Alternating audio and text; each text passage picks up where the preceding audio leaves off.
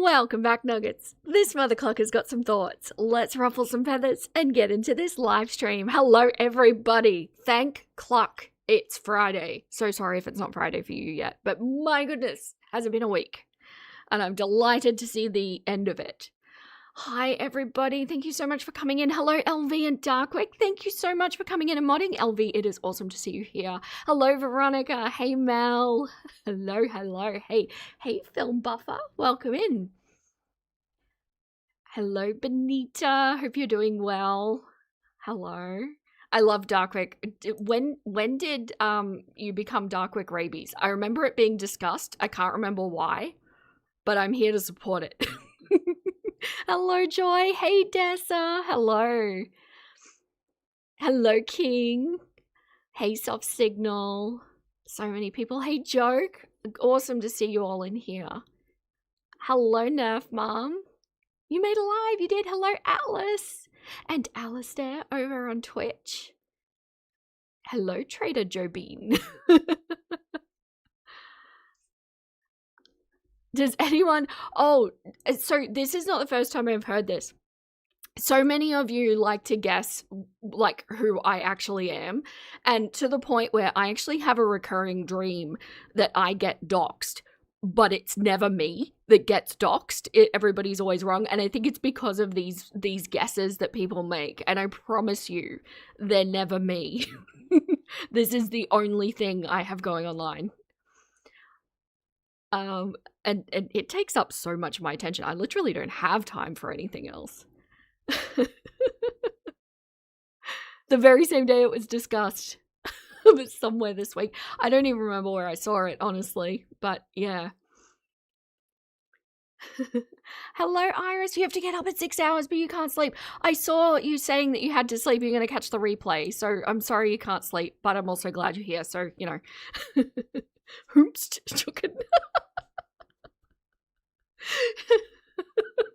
Still traumatized by the underwear sniffer, by the way. Thanks. I know those members only that we do, like, on Patreon and Discord, they get dark. They get, like, it's out of left field sometimes. Oh no, you're all good, Trader Joe. It's fine. There's a lot of people that try and guess. I get it. Like, curiosity, I think, is a natural part of life. You can't see my face, so you want to try and fill in the gap. Hello, Lucy. Welcome in.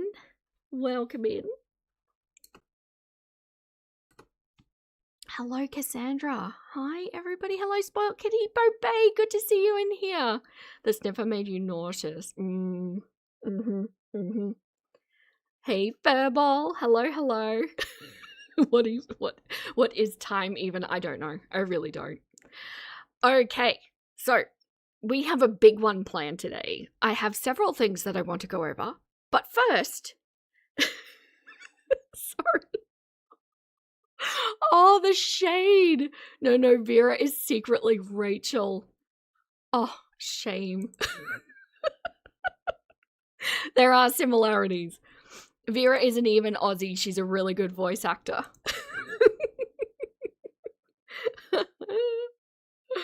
Oh, dear. No facials tonight. No. Hey, Mels, welcome in. Okay, so first, stop it, King.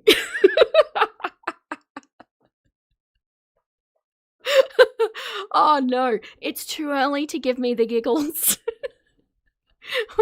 We're only like 6 minutes in. No. Maybe Vera is foodie, which is why she doesn't like watching her. Oh, shame. Shame, Iris. Hey, Wide Ride, hello. If Vera starts smacking candy like Rachel did, I'm going to riot. Oh, thank you, Darkwick. Yeah. So for anyone like confused about it, I don't have a problem with showing my face online. It's not like that. But I have a very creepy mother, of which we're going to discuss quite a lot today, and she tends to get a little bit stalky. So, considering I'm basically talking about my story, which involves her quite a bit, I think it's best that she doesn't know about this, right? You need the words, I promise I'm a chookin', not Rachel.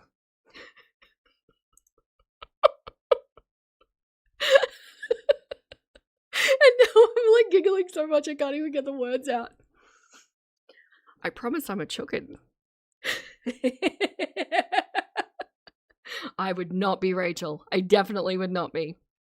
Hello. Almost bedtime. Glad to catch a bit of live. Awesome. Okay, so I'm gonna get a wriggle on because otherwise, King is distracting me very much. Mods, why are you allowing this kind of behavior? I promise I'm a chook and a likely story. Oh no, Yammy's been talking to you all, haven't they? I'm thinking this is Yammy's fault.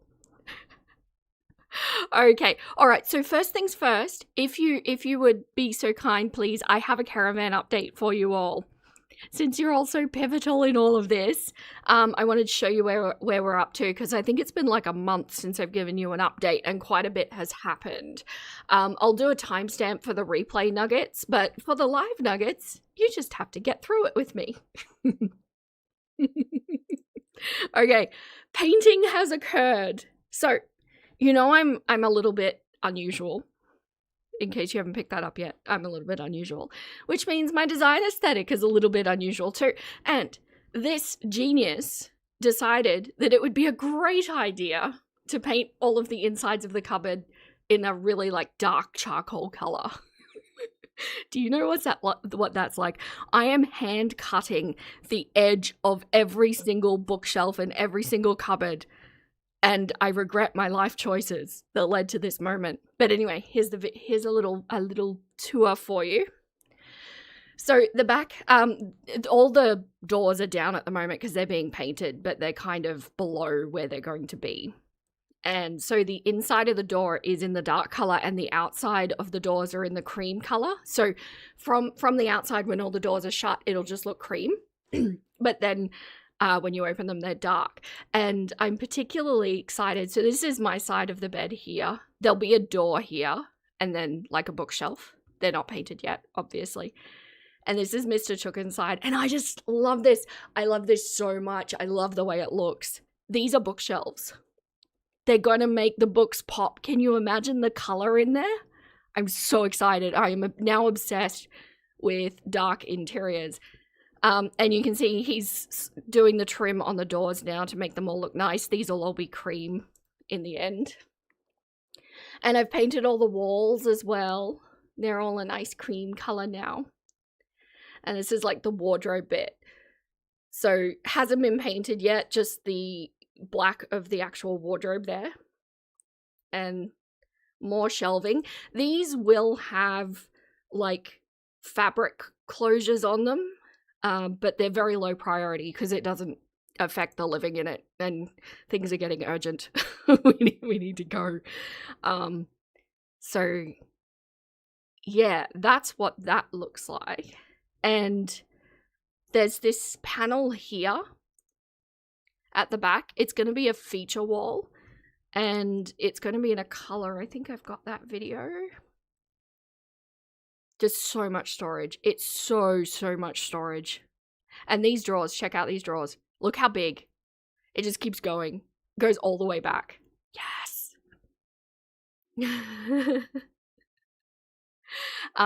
But for the wall, did this video. So that back wall there, we're going to do in this kind of, the camera makes it look more orange than it is. It's a little bit more red tone, but a really nice kind of earthy color. And yeah, so feature wall there because millennials, right? We've got to have a good feature wall. And I think it looks really great next to the dark grey and the cream and the bench tops. It matches really nicely too. So yeah, that's where we're at with the caravan. It's kind of like a terracotta color, yeah, sort of. Your hand is shaking just looking at the crisp edges. And can I just say, soft signal, I'm right-handed. A lot of that had to be done left-handed because of the angle that I had to do it at, so I'm very proud of myself. the I feel seen. The cupboards reflect you. Looks innocent. Looks innocent on the outside, suspiciously goth on the inside. I love that. I love that so much. So at this point, I'm thinking that the kitchen is actually going to be an inverse of that. So it'll be black on the outside and cream on the inside. And yeah. So it's coming along, but yeah, we're getting to the pointy end of the year, which is, you know, we're just burning the candle at both ends at this point.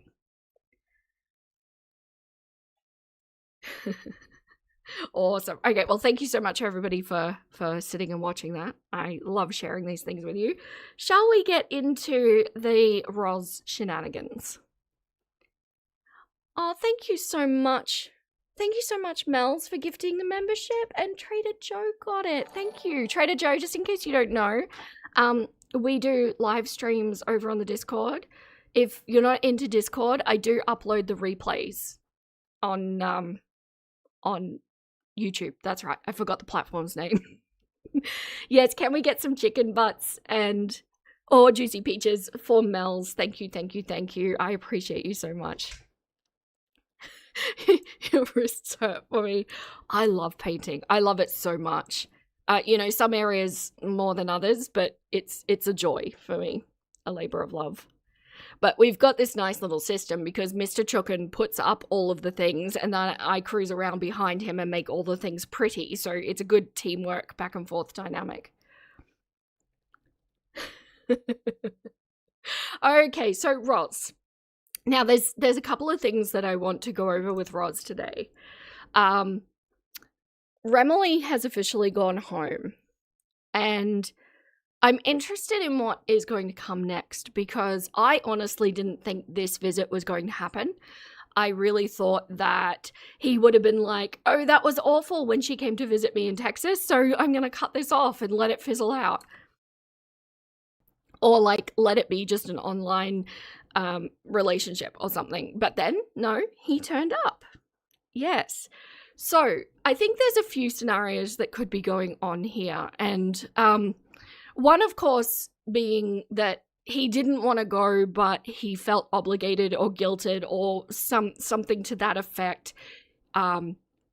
Like maybe they had discussed it while she was in Texas, and then he felt like he couldn't go back on it. Sorry, one moment. Feeling very, I don't know, suspiciously like spring is coming in at the moment.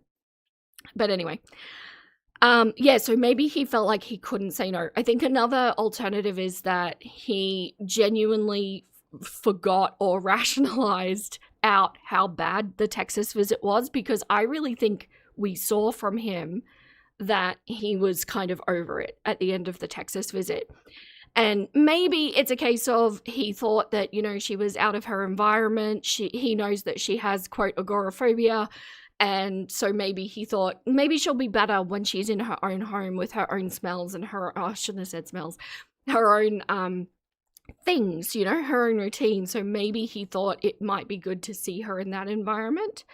Or maybe he just forgot and time healed the wounds. Or... and I low-key kind of hope that this is the case because it makes nobody a victim. He's really genuinely into this. That is an alternative as well to remember to keep on the table. And I think, no pun intended, smells, I know, I'm sorry.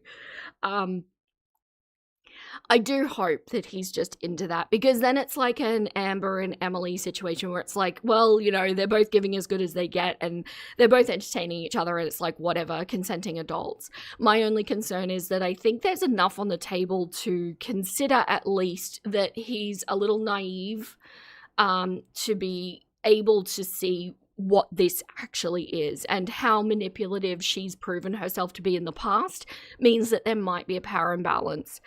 And I think it's always worth keeping that in mind. Now, something that I really want to put out there, because I've seen this floating around a little bit, and I just want to make it clear on my platform, because I want this to be a safe space for everybody, that the way coercive control or manipulative, like gaslighty sort of relationships when they're abusive, the way they can work is that you're still under the effect of them even when you physically removed yourself from the location in which they were happening or separated yourself from the person that was causing it. And I think it would be risky and not wise to factor that even though he's returned home, that he may still be under the effects of a coercive, controlling relationship. And it's not as simple necessarily as going, oh, well, now there's, thousands of kilometers between them and, all is well. It's just not always that simple. And I don't want anybody in here who has removed themselves from a coercive, controlling, or abusive relationship to then see people going, oh yeah, but he's gone now, it's totally his choice, and then feel silly for still feeling affected by it. Sometimes it can take a really long time to get past that. So yeah, let's keep that in mind. And I just want to put on the table, I don't know which one of these it is. I just want to leave room for all of them as a possibility, because right now we just don't have enough data to know definitively what is happening here. Conspiracy theory: Levi taught Remy to clean the pool. Maybe Remy messed up the pool on purpose to try to force Rosie to go to the beach. I know, the poor guy wanted to go to the beach, and then she's like, no, we're not going to the beach. Hello, Nutty. Hello, Miriam. Hello, Pisces. Hello, computer. Welcome, welcome. Hey, Shannon. Oh, you're in a new time zone this week. Are you on holiday? So have to hop out for dinner with the fam. No problems. I'll see you in the replay. Yes. So multiple things that could be going on here, but he's at least not there now. The other possibility, of course, that's on the table as well is that they may move in because of economic reasons, which I very much hope is not the case. I hope if he moves in with her, it's because he genuinely wants to and not because he feels like he has no other option, because that would be awful. Hello, Amanda. Not to be rude, but did he really think they were going to go to the beach? I feel like most people with eyes could tell him that he wasn't. I think he was just excited, wasn't he? I don't know. So sad. Really sad. Yes, this is a possibility. He's under her spell no matter the distance. It really can. I really can't stress that enough. Coercive, controlling relationships are not location-based, and they don't have a limit on how far they can reach, if that's the case, and that's what's going on.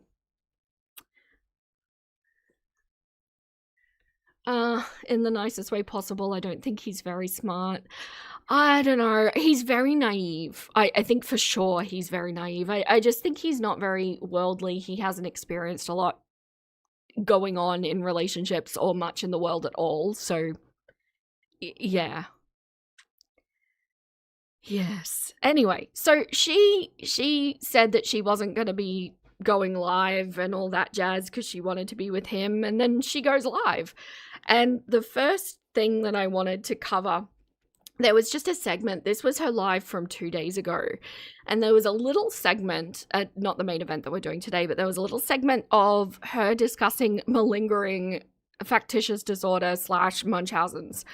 And I have some thoughts on that. So if you don't mind, we'll go through that first, and then we'll go and jump back to the stream where he basically said no to her. And Madam was not happy with that no. Book smarts versus Rod smarts. Well, you're not wrong, are you, true, Mom? Also, hello. All right, so let's watch this. This is just a little segment. And I brought some research.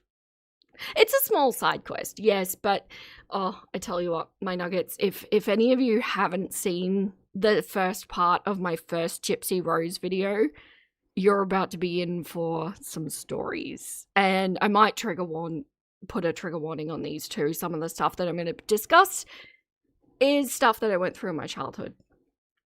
So yeah. All right, let's get into this. Other than that, I was cooking a lot. And every time I was cooking, I was also cooking for my brother, so...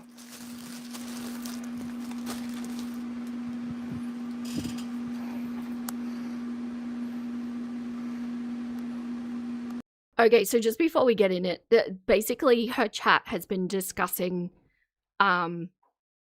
basically faking illnesses and things. So somebody said people who fake mental illnesses are also mentally ill, factitious disorder.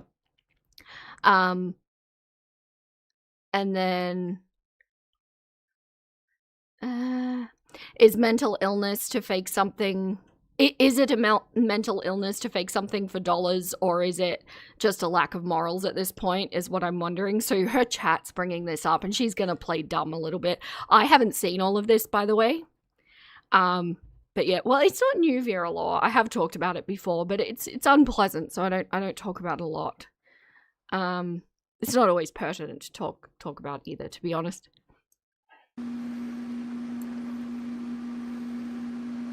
It is. Tobians, isn't that Munchausen's by proxies? So, in case anybody needs to know this, any time by proxy or imposed on another is in the title, that means somebody is doing it to another person. Munchausen's / factitious disorder can just be that on its own, where you're doing it to yourself, and also malingering has a malingering version where you do it to yourself, and then malingering by proxy as well, where you're using somebody else to do the scamming, in a sense. Yes, not by proxy. That's not what we're talking about here. I find it, I don't believe that Roz doesn't know about this. I find this very sus, and I think she's playing dumb. By proxy? Oh. Oh, okay. I was just lighting. Okay. Oh, yeah. Because the red was my dress. Okay, got it. Yeah, Munchausen, or no, by proxies for another person. For yourself, it's Munchausen. That's correct, Bookworm. Thank you.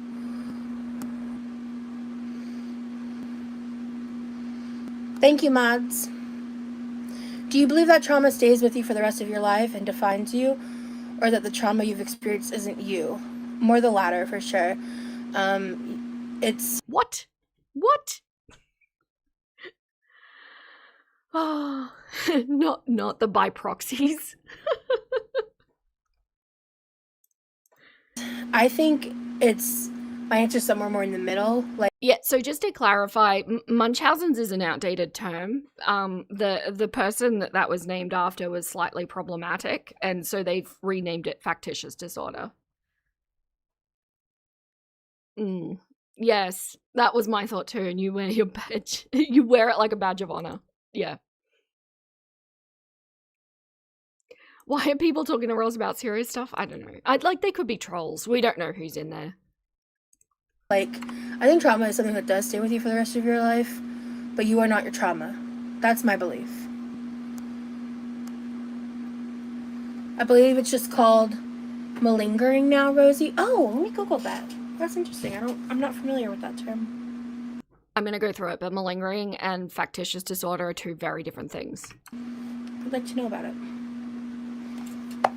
1 second. Hello, Muggy Butts. She's a factitious malingerer. She fits both dynamics. I'm going to cover that too. Yeah, it's so obvious she knows exactly what it is. That's my feeling too in the read that I'm getting on this. Hello, Heine's Jane. Welcome in. No, you have not missed the meltdown. We're just doing a little bit of a side quest first, which is, let's be honest, not really uncommon for my streams, is it?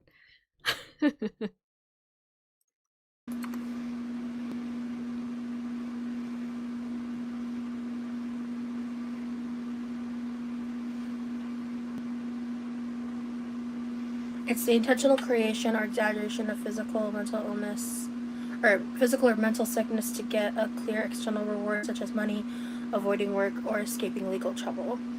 It is not mental illness, but rather a conscious behavior driven by outside ends. Okay, so then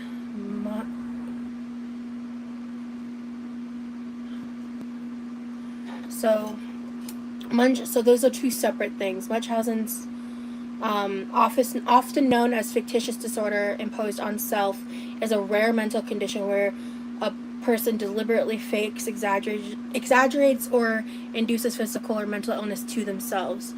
The main goal is not personal gain or money, but to take on the sick role to get care, attention, and sympathy from medical staff and others. So two have different motives, but they're essentially the same process. So the difference between malingering and Munchausen's is intent, really, and the goal. Okay. So, where to start with this? Okay, so if you aren't aware of my history, my mother absolutely had Munchausen's by proxy, or factitious disorder by factitious disorder imposed on another. This is something that I had to go through. Now, my situation, I just want to be really clear, was not as it wasn't as serious as the kind of cases that make the news, because ultimately, you know, somebody passes as a result of the thing. But my mother absolutely was convincing me that I had things, convincing medical professionals that I had things, making up stupid things like weird and random allergies and basically that anything that would continue testing and putting me on elimination diets and things like that. And hello, be like water baby.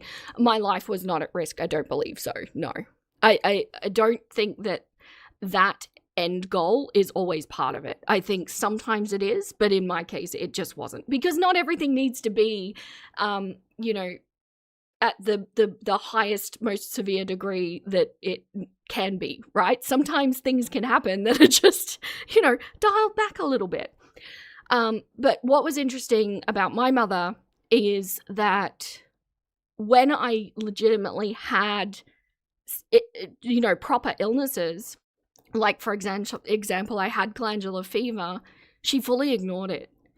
Like putting all of the focus on the fake things and none of the focus on things that legitimately needed medical attention. And I had glandular fever, or I think also called mono. I had that for 9 months and it went untreated, and it caused some very long-lasting complications. And so that all definitely fits under the factitious disorder imposed on another. However, human beings are complicated entities, and sometimes things can start for one reason and continue for another. So in my mother's case, I wholeheartedly believe it started because something broke in her, where my sister, who had been born 2 years before me, basically only survived 2 days. Sorry, my voice.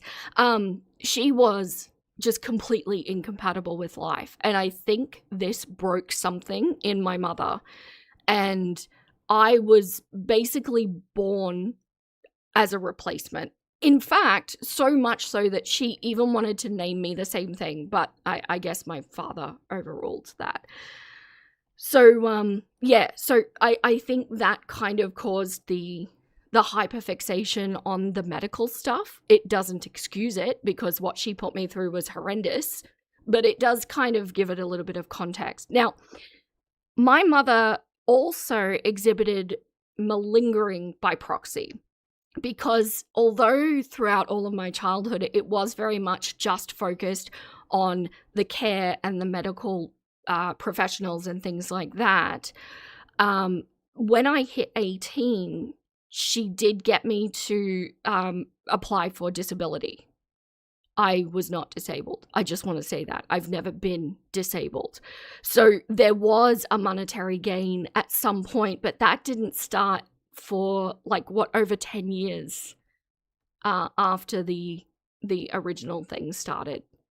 So yeah, things can kind of blur the line between these two particular disorders. There is a whole lot of really interesting information online if you're interested in reading it. But basically, the most important thing that you need to know, factitious disorder or Munchausen's is a mental health disorder. It absolutely is. It's in the DSM-5. It's recognized. And the key thing is that it's going to be involving a more introspective kind of situation. Like for my mother, I think it was very much about the caring and the being seen as a special mother and that kind of thing.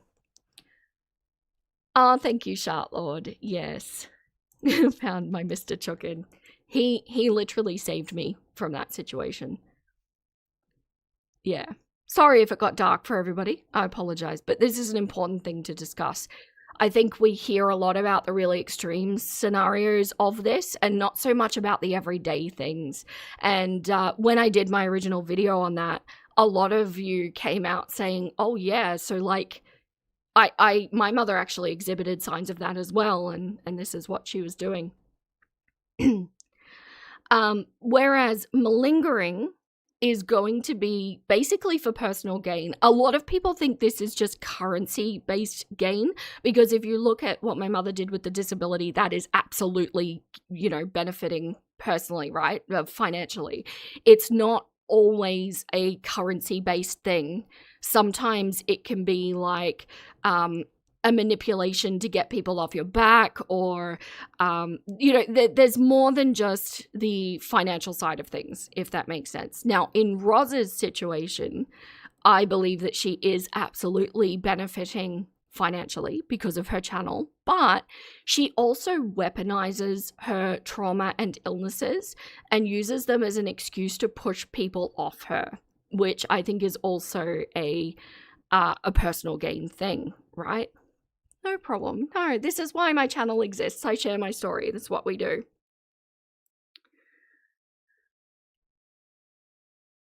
Yeah, don't be sorry. Yes, it's dark, but it's an important and appreciated thing. You're open to sharing, of course. If anybody has questions, by the way, I'm happy to answer them.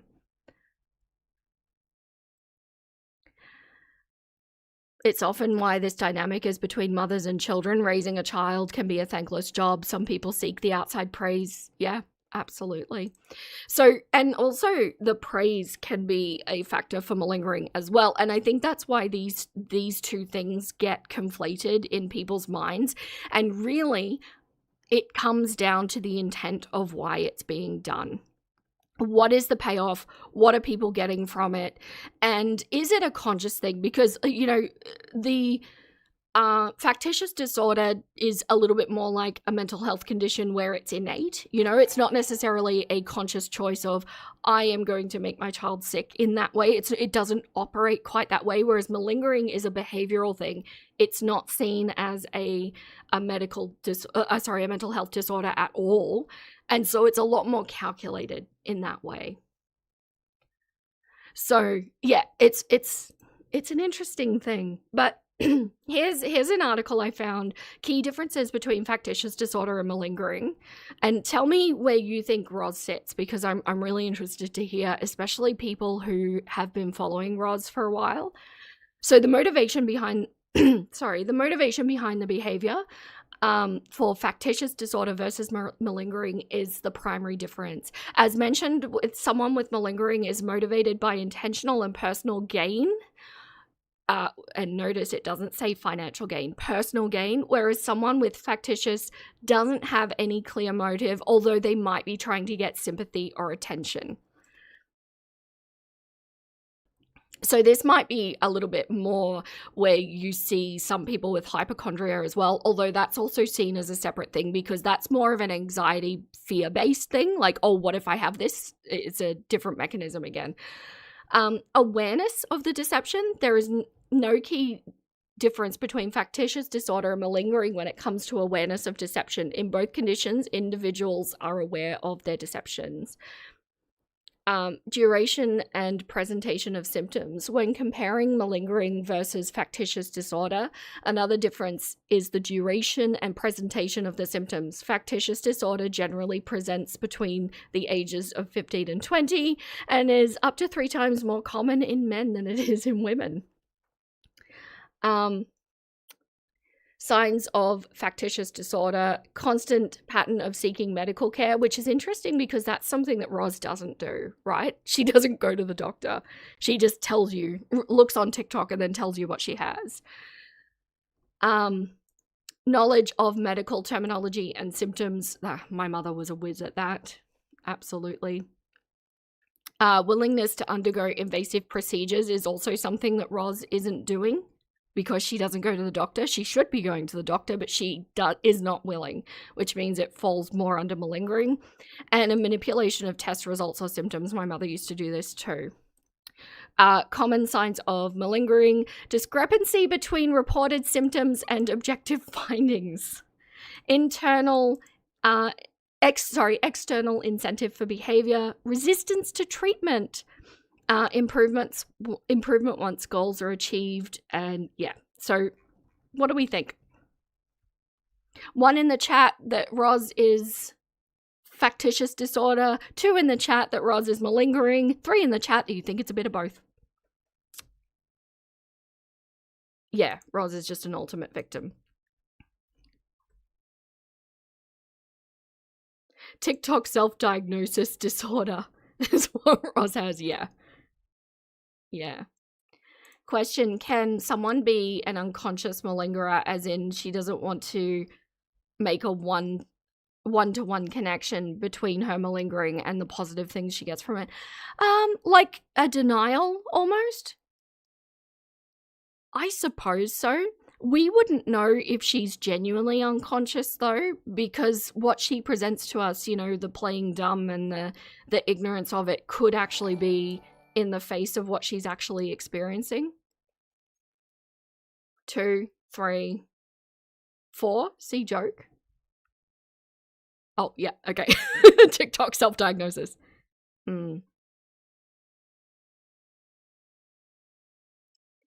Yeah, so a lot of 2s and 3s. Lily, thank you so much for gifting a membership. I appreciate you. Thank you. Can we get some chicken butts and juicy peaches in the chat for Lily?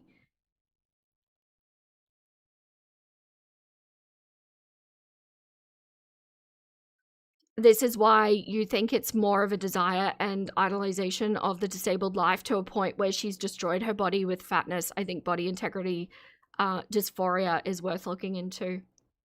Yeah. And you could also go so far as to say that she could be trying to convince the world that she is disabled so she can be disabled. Like I say, the personal gain is very subjective with this. Did I miss your 7-month? Oh no, I'm so sorry. I did. Thank you for telling me. Where did it go? I did miss it. I'm so sorry. 7 months, my goodness, Amanda. Thank you. Rehashing our childhood isn't ever easy, but thank you for bearing your wounds to yield lessons. So much love for you, Mama Chukin. Oh, thank you, Amanda. I appreciate you.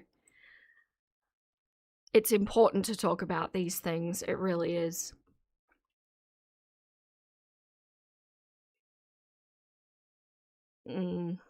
So, look, I think the key point here, because I cannot tell you how many visits to the doctors, how many blood tests, how, like, I must have in my childhood looked like I have track marks, honestly, just from blood tests. And so I was constantly going to the doctor. That is a really, really key factor with factitious disorder. This is not something that Roz does. Roz just wants all of the accolades, so to speak, from having all of these illnesses. And the fact that the way she describes these illnesses, and they're always dialed up to the most severe degree, yeah. It's to me, I think malingering.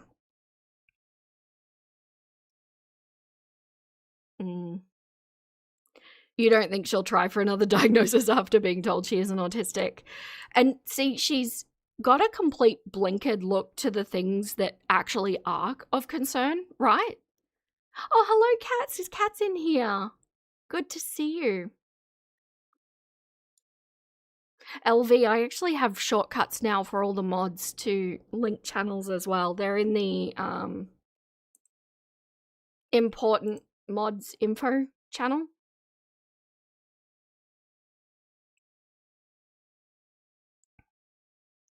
Your mum was the same way? Oh no, only it was mental health, not physical. That's right, did you leave a message on my... If it wasn't you, it was somebody else, so you're not alone. But yeah, cycling therapist was insane. So, the fact that she is playing dumb to this, I had to say something about it. I absolutely needed to talk about this. And I think it's appalling what she's doing. Her new diagnosis is fibromyalgia. I know that pisses a lot of you off. Oh, you saw them? Okay.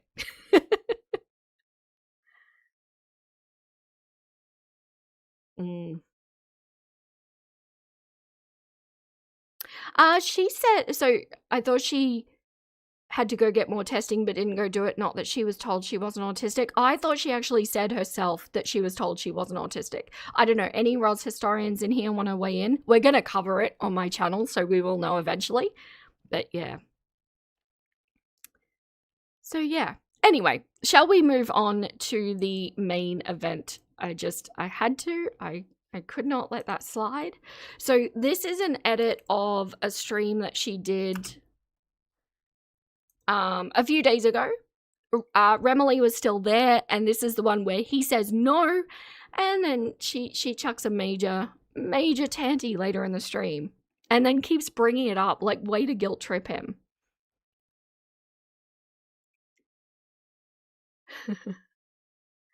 Yes, I agree, Nutty. I think she just wants the ability to sit around and do nothing and eat all day. And if I add to that also avoiding all responsibility as well, because there's always going to be somebody there looking after her, right?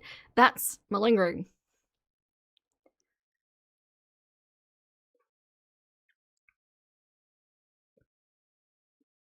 Honestly, anybody in the chat, this question is for you. Do you know anyone in your personal lives that actively wants to be disabled? Thankfully, I don't have anyone. It's just mind-boggling to me. I know I'm not technically in chat, but I actually do know somebody. And they're doing it in the same way Roz is doing it. Tanty.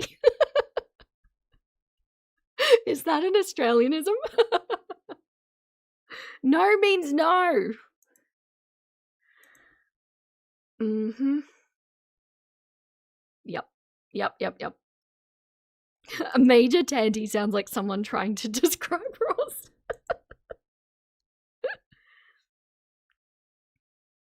Yes, you do. Your aunt, she actively admits it though. She isn't willing to lose disability. Wow. Yeah. As far as I know, the person that I know... Oh, no, they are on disability. Yeah, no, they actually did it. And there's nothing wrong other than obesity. Yeah. Anyway, let's get into this one. Thank you so much for doing that side quest with me. I appreciate you all. Let's listen to Roz. Oh, I got her muted. Hang on. There we go. Okay. Hello. Oh, he filled my waters. Oh, thank you. Thank you for filling my waters. You're welcome. And the ice too. Oh, thank you, baby. No one knows I'm going live at this random time, so it's going to take time for people to show up. Hello, Finns. Let me see. Okay. Move that over here. Oh, let me see.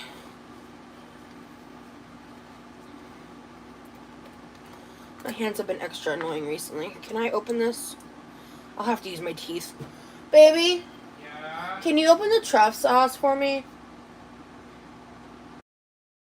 So I just want to highlight this in case I forget to bring it up when the actual thing happens. So she's claiming that she can't peel the little sticky thing off the top of the lid, and she's about to order Remilee to do it.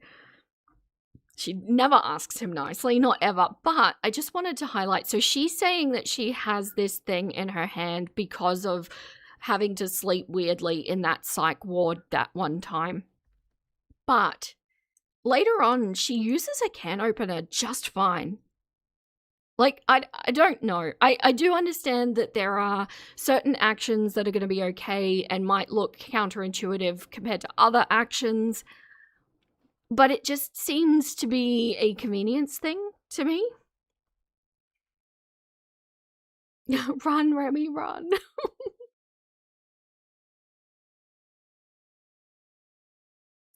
Do they? Hello, Gwen. Do they make disability aids for kitchen tasks?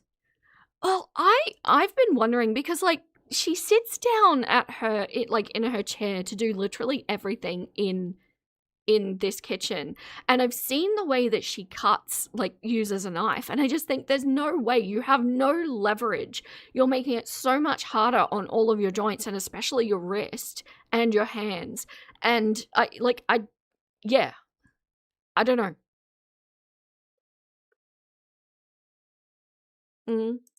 You have issues with your hands. Some days are worse than others, but she's completely inconsistent with her mobility issues. It all comes across completely motivated and laziness, motivation and laziness related. Yes, thank you, Cassandra. Yeah, that's my thought too. Yeah. It can also be an excuse for bad behavior. Absolutely. How have you been, Cats? It's good to see you in here. Yeah, they do make a lot of disability aids for the kitchen. You do struggle. Oh, sorry. LV, I highlighted you by accident, but that's okay. You do struggle with gripping those seals, but you'd rather get a knife than ask someone to help you stubborn that way. I'm the same. Yay, independence. So just keep that in mind. Look, I don't know. Maybe she's being real. Maybe she's being lazy. Maybe she just likes the sensation of ordering her boyfriend to do her bidding. Maybe that's what this is about. Because I can't open this with my hands. Oh, and I'll also clarify too that in relation to pain being bad on different days, I get that. But these things that I'm highlighting, the label here and then the can opener later, it's like an hour apart. Thank you. Sorry to keep pausing. She has invested in a mobility aid in the kitchen. It's named Remilee. That's exactly right, isn't it? Hello, Rogue McNugget. What a username. Yeah, matching nails and dresser slaying. Thank you. It's falling asleep. That's my problem, Foom. Oh, sorry, I also forgot to say earlier when I was running through the scenarios, if Remilee really is into this and this really is his jam, I know that we've been seeing him looking really miserable, and so it's easy to interpret that he is miserable, which, you know, horses not zebras, I feel like that makes sense. But as one who suffers heckin' RBF and has to constantly stay aware of what my face is doing at any given time, it is possible that that's just how he looks. If he is into this, maybe he's just a bit of a mopey boy, you know? Are you gonna want, like, the works on the sandwich? Which is like the sauce, the mayo, Yes. the cheese, the honey? Yes. Cool, okay.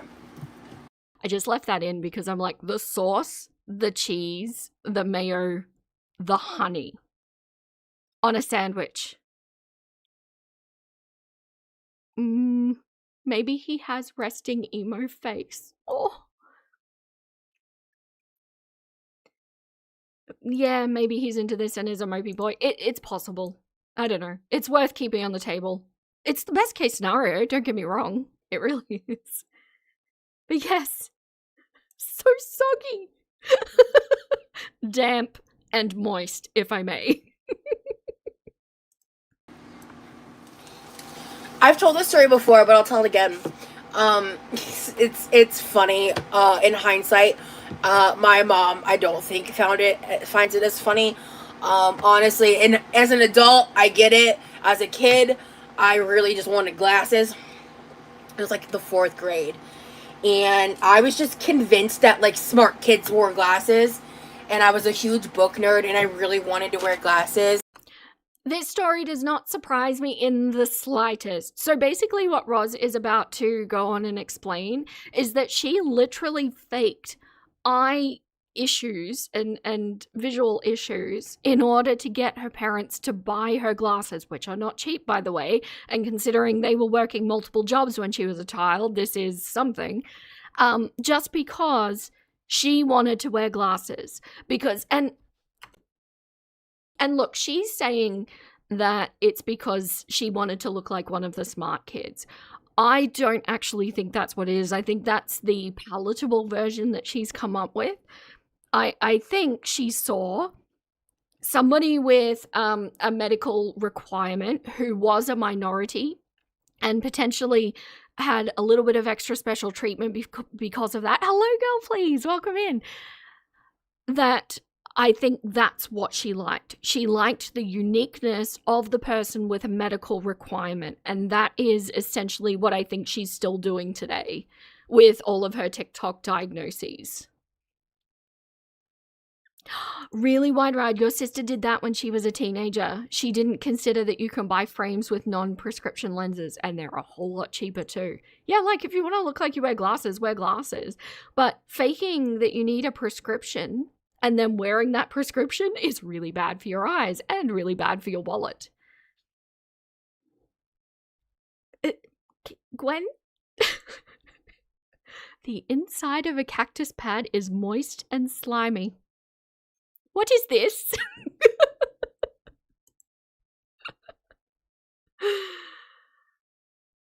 Oh dear. Yeah, stealing medical diagnosis too. Yeah, exactly. Exactly. And I really do think that I do believe that this is stemming most likely from the fact that her brother actually needed special consideration because of his autism as a child. And she's trying to recreate that, but more so in her adulthood, or childhood and adulthood. I really believe that's where it stems from. Yeah. Nobody wanted glasses when you were a kid? Absolutely nobody. No, because then you were a nerd. Never mind that you grow up and then you realize that being a nerd is cool. And I think I was like at the age where like my mom wouldn't get me like fake glasses to wear at that point, or I don't know if I just wasn't aware that was an option. I don't know. It was 4th grade. It was a long time ago. But I was doing the eye exam at school. And sorry, that distancing language there as well. That was a long time ago. It was in 4th grade, as though she doesn't still do this exact behavior. Now, I don't know if, sorry. Man, I don't know why my throat is so clogged up today.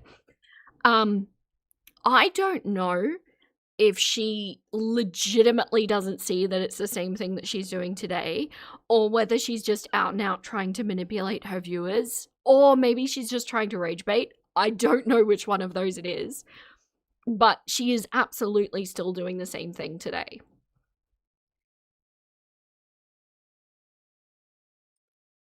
When you were a kid, everyone wanted braces because they looked cool. What?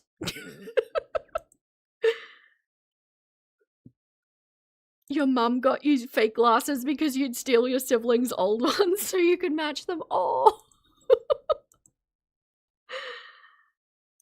And I totally like pretended I couldn't see a couple of the letters, and I ended up getting these like super dramatic red cat eye glasses. Gave me awful headaches. And see, this also fits under malingering as well, because she did this consciously.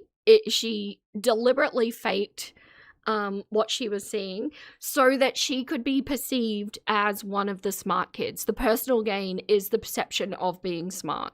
Didn't last very long. My mom was Sorry, or unique. not happy, and she had every right to not be happy with me. Oh no, this is broken. Oh no, so is this one. Oh no, is this one also broken? Are you fucking kidding me? What the fuck? Ain't no way. 1, 2, 3, 4. This one's good. Okay, that one's good. Okay. Are you shitting my dick right now? There we go. Bonita, thank you so much for 6 months on Twitch. Thank you. I appreciate you. Hello, Pootie Twang. That's a name. Oh, yeah, the air puff in the eye they did at the eye doctors is horrible to try and sit still for. I agree. I once had, sorry, my brain just went off onto like 5 different tangents there. And my mouth picked none of them. When I was younger, I actually managed to get like a piece of debris in my eye, and I couldn't dislodge it. And I really, really hate anything eye related, but I had to actually go to the doctor to have it physically removed, and watching the numbing needle come in and then watching the tweezers come in, and it was a horrible experience. Always check your eggs, right, Filmuffa? And had she have gone to the supermarket and used it as a little bit of an exercise / movement excuse, she could have checked her eggs.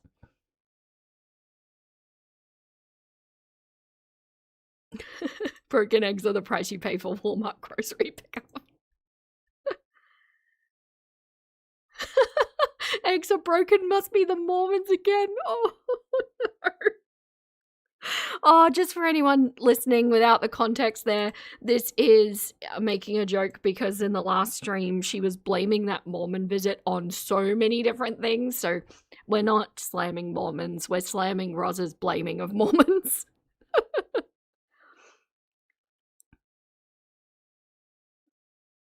Oh no, it's Nutty going.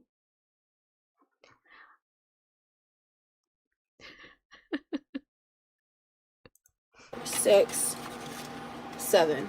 No, this one's also broken. Cool. All right. 1, 2, 3, 4, 5, 6 eggs broken. Damn it.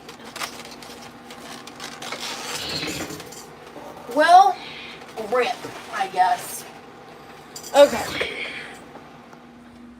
We're not going to the beach this trip. It's just so sad. He just wanted. It's his first time in Florida. He's from Texas. He wants to see the beach. She mentioned that at the beginning of the trip, that she didn't really want to go to the beach. And so now this guy has been there for a month and he never got to go to the beach. Of all of the things that you would do when you go to Florida, is that not like one of 2 things that you do? I don't know. Sorry if that was ignorant. I don't know Florida. But I know that I think beach when I think Florida.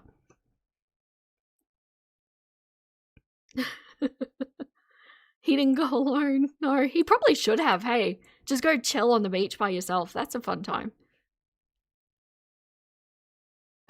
You bet he has a lot of empathy and she uses that against him? Possibly, yeah.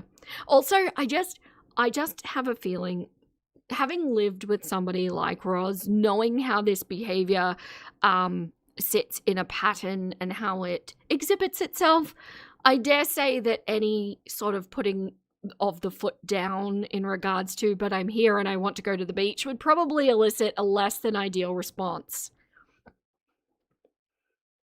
She doesn't want to leave the house except for the pool. And what is going on with that clucking pool? I seriously feel like I'm missing something here.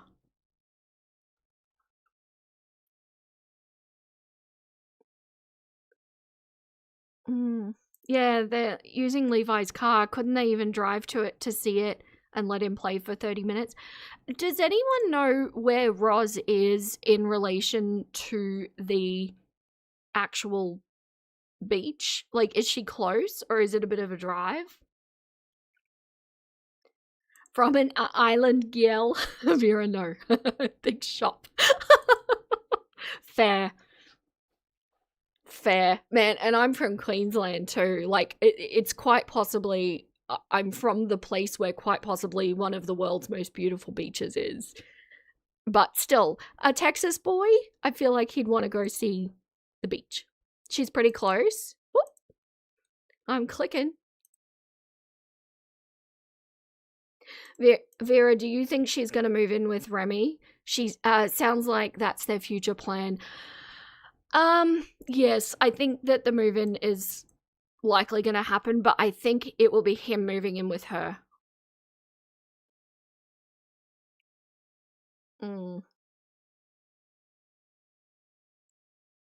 Yeah, she's in Tampa?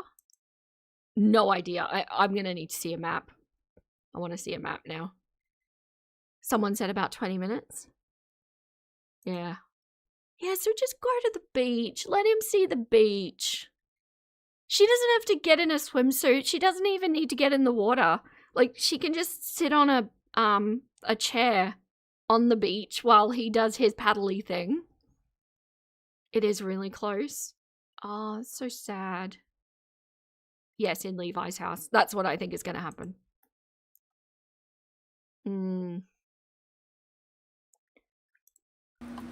We talked about that in the last live. Oh, baby, what's your favorite food? My favorite food?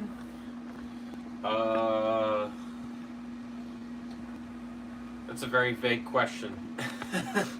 I like different kinds. My favorite genre of food, I'd say, would have to be Chinese. Okay. And Italian. But yeah, I like all different kinds of food. Like, I can't really pick a favorite, to be honest. Well, since he's met me, he cooks at home a lot more. When we first met, he ate out, like, constantly. He's really changed that a lot. Okay. So this is Tampa. Sorry, I'll move myself. Where is a good beach? Where do we beach in Florida? Because I'm seeing a lot of coastline, but I'm guessing it's probably not all beach. But she's like on a key there, sort of.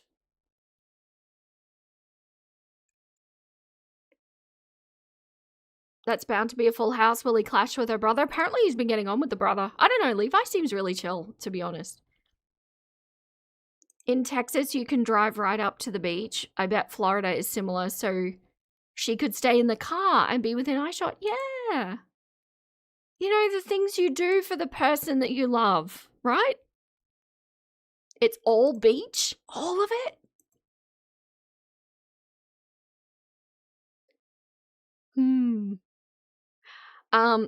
But yes, so I left that segment in because like I said, you know, I've floated the potential that I think there might be some manner of condition. I don't know. I really don't. You know, I'm not there in the room with the guy.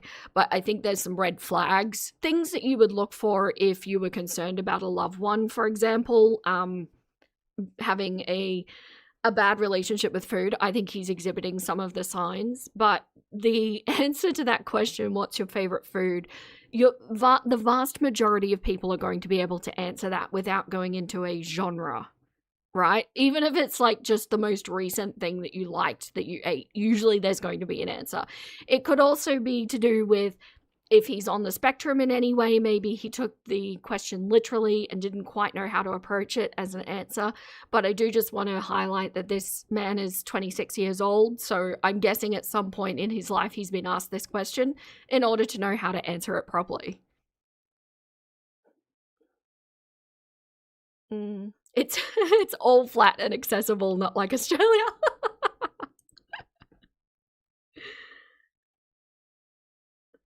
So he could have just... they could have just gone, right? Maybe he could have just taken the car and gone himself. I think I would have done that. Genre, Vera. Get it right, genre of food. What did I say?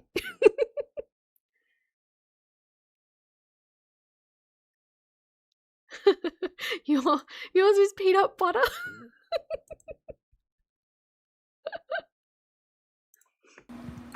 Say what you want about Rosie, but she puts in the work to make her food at home. Thank you. I don't care about fuck what anybody's gotta say. I'm a good cook. You can't tell me nothing on that front. Unless you taste my food, you don't know. Madam, I do not need to taste your food in order to be able to visualize and taste the combinations of flavors that you put together. It's an abomination. You cannot call what you do cooking. You have concoctions of different things that you slam together. It is not cooking. Oh, we need a defuck emoji. We actually do. Baby, can you write that down? Can you write? You can't say you have a favorite food, you're on Remy's side. Yeah, it could be just a quirk of his personality. When I'm putting it together with all of the other condition-related red flags, I think it fits. But yeah, any of these things could be possible. Put that down in quickie content in Discord. Defuck emoji. DA space FUK. Look, please look up Jimothy right now. Well, I've got honey hands right now, so I can't right now. Yell at me after I've washed my hands. Her flavor palette, like the flavor profile that she puts on all of her food, is like maxing out the salt and maxing out the sugar. So she gets like inundated with the salty and sugary flavors, and that's how she tastes food. I think anybody else with a reasonable palate tasting this food, it would just be like sugar and salt, and that's all you would taste. There would be nothing else. I didn't make enchiladas yesterday. I think we still have one more enchilada in the fridge that hasn't been eaten yet. And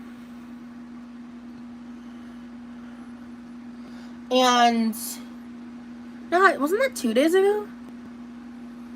God forbid I eat something else. God forbid. Actually, I didn't even have any enchiladas except what I ate on camera. Like, I haven't had any of the other ones. God forbid. And you know what's crazy?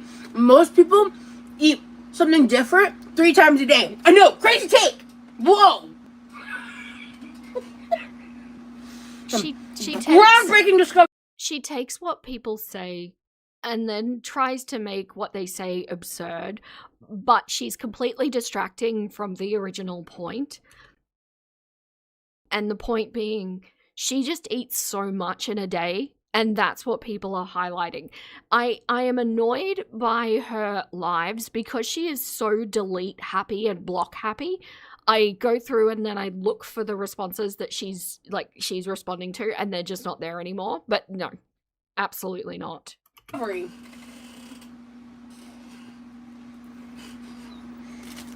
shit! God forbid a fat bitch eats. Jesus Christ. Sue me.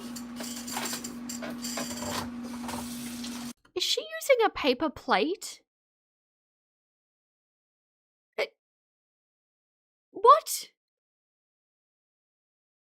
No, she doesn't. Right? Be like, what a baby. She never stops eating. I sincerely believe that she doesn't know what it feels like to have a genuinely empty stomach.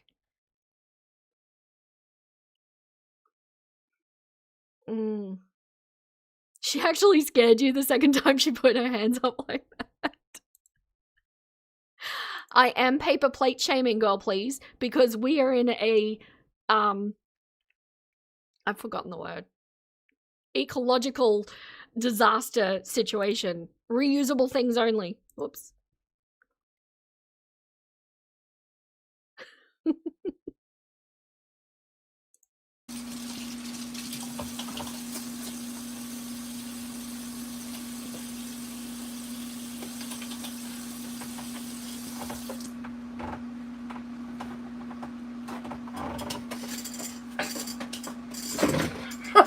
Just saying, Karma, like, Jesus Christ. I made 6 enchiladas for 3 people, and apparently I'm trying to feed an army. Like, Jesus, check your issues with food at the window or at the door. You know what I mean? Like, That's a good point, King. For people with genuine disabilities that need disposable stuff, fine, okay, but Roz, no. yeah, I am excited to, oh, shit. Okay.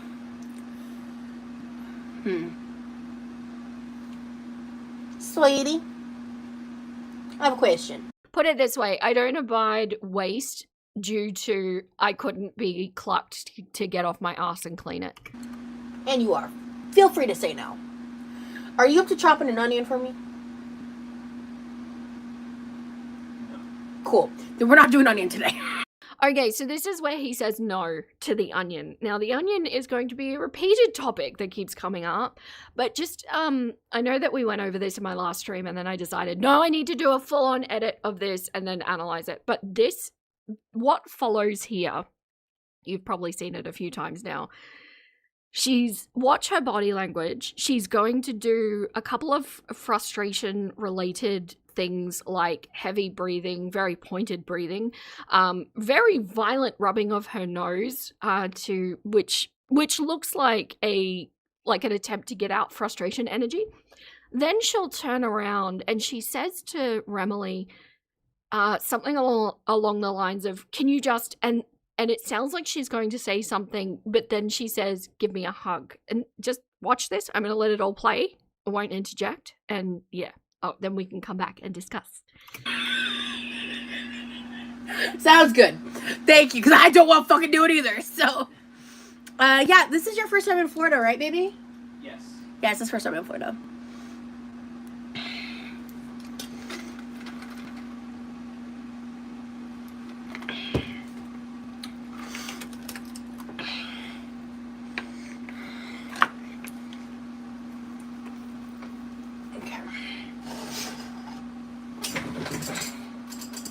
I gotta wash this pot. It's fine.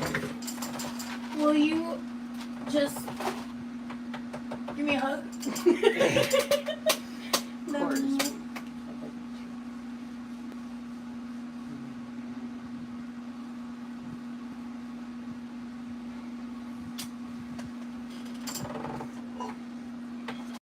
So I don't know. Everything in my body says that she was going to say something different there. I'd love to have known what it was, but I don't know if it's that she caught herself and realized that she was being a shit, or if she saw his face and changed her mind about what she was going to say, or if she just remembered that it was filming and that there is a line of what she will show publicly versus privately. And the fact that she is willing to show us so much poor behavior towards him publicly only makes me think that there is worse behind the scenes.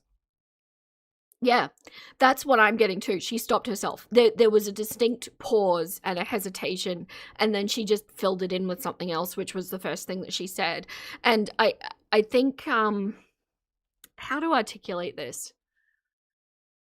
In the moment of frustration that she was clearly having, whether it's stress, whether it's rage, it was a negative emotion, clearly, because of the sighing and the nose rubbing.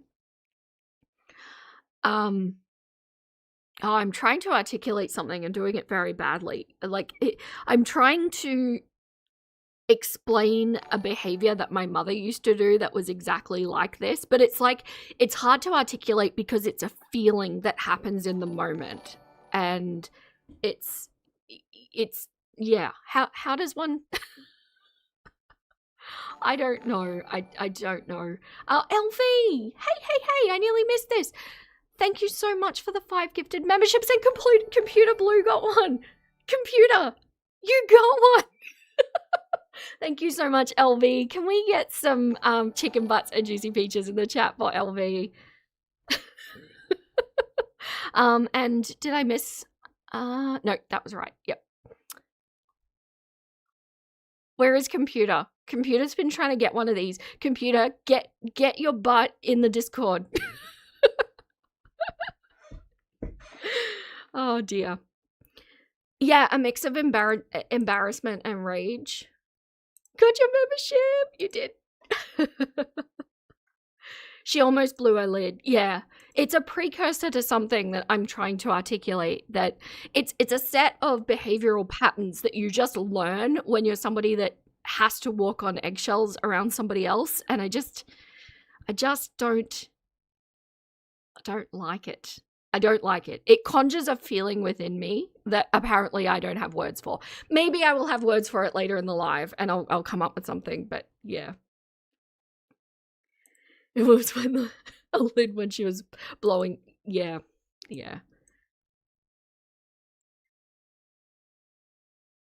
And she's trying to break him down and mold him her way. I agree with you, Nutty. And I think that there's probably a lot of confidence eroding going on. And yeah. Computer, you got so excited, you did a backflip, and now you're stuck upside down in midair. Try to correct yourself immediately and go jump on the Discord.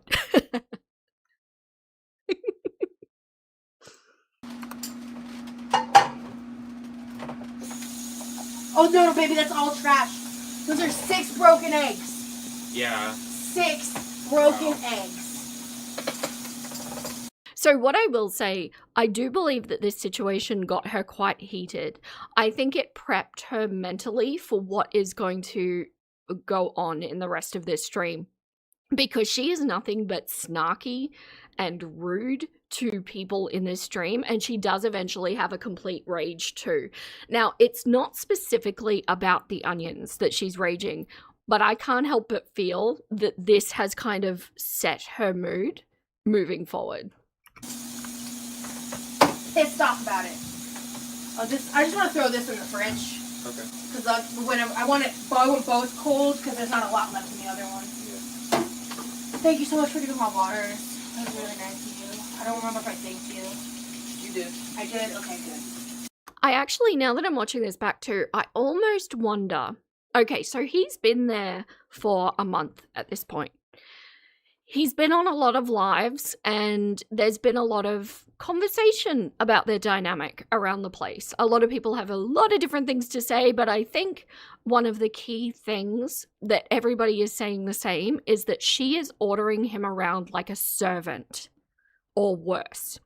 A lot of the time she doesn't say please or thank you. A lot of the time there's like a question order, you know, where it's phrased like a question, but it's clearly an order. And that is something that everybody has been saying. Now, I don't doubt that both of them are aware that this rhetoric is going on, right? And I almost wonder if there's been conversations between the two of them behind the camera saying, you know, like, this isn't how we want it to look. I don't want people to think that I'm ordering you around, or I don't want people to think that you're ordering me around, or whatever the conversation is. And I wonder if that question was set up so that they can point to it and say, see, he has the choice. He can say no if he wants, but it didn't go right. Or maybe he's even seeing everybody talking about it, and he's gone, well, I don't want to look like a little slave boy that I am, and so I'm going to say no. Maybe he didn't discuss it with her ahead of time, and that was the response. Hello, Fnarg. Yeah, working him like a horse but can't bring him to have a beach day. Give the boy a beach day.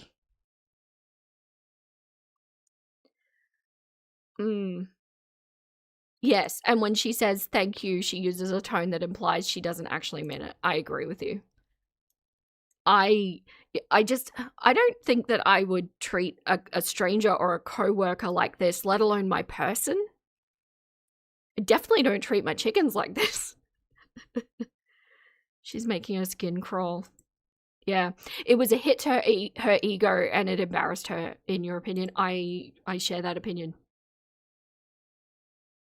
Yes, I agree with this too. And something that I've said before, this is going to get worse. So it seems to be the beginning of behavior towards him that'll get worse over time, especially if he moves in and can't leave. She calls him baby to constantly remind him he's always going to be below her. I agree with you. These things escalate they don't get better. And can I just say, like, they've been dating for 6 months. They've seen each other for a total of 6 weeks, like, in person. This should be the honeymoon period. This should be the getting to know you and all lovey-dovey and flirting and, you know, the super fun, exciting bit. But already she's treating him like this. If this was gender reversed, what would we all be saying? If this was a man sitting on his ass ordering a woman around like that, how would we all be feeling? It's not okay to treat your person like that. You're supposed to love them and build them up and share your life with them. Now, if this is a kink, if he feels like this is something that he's just into, it's being done irresponsibly. Because that would mean it's being lived 24/7, and I worry about safe words being implemented in that situation. And eventually she won't care that the camera is rolling. If it gives her more views, yeah. Honey, his name ain't Kit Kat because he won't catch a break. Yeah.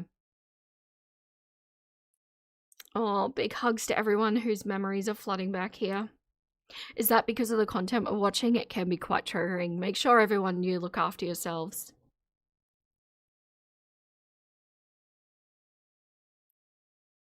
Yeah. Oh, did Nutty leave for a bad reason? I'm so sorry, Nutty. I didn't see that. Hope you're doing okay. I agree with that. Yes, this is what Roz thinks relationships are. I say /ask, you do without questioning me. And what worries me is if I'm right about his level of naivete, is this what he thinks relationships should be? Is this what he thinks love looks like? He said that he's only had one other long-term relationship, and to be fair, it was an internet relationship, and it was 2 months. Now, I'm not gonna shit all over anyone who has a 2-month relationship here. That's not at all what I'm saying, but it's not what I would determine as a long-term adult relationship. 2 months is like forever when you're 13, right? But not when you're 25. And I worry that this is what he's learning. Oh, this is just how people are in relationships. This is just how people love each other. So that's what worries me about this situation.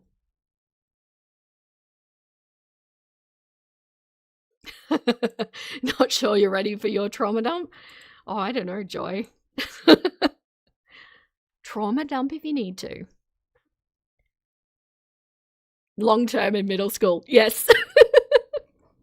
Hey, I had a relationship that was like a whole 2 weeks, and it was meaningful, and it was deep, and I was definitely 13. We danced together at the school dance, okay? That was a lifelong situation.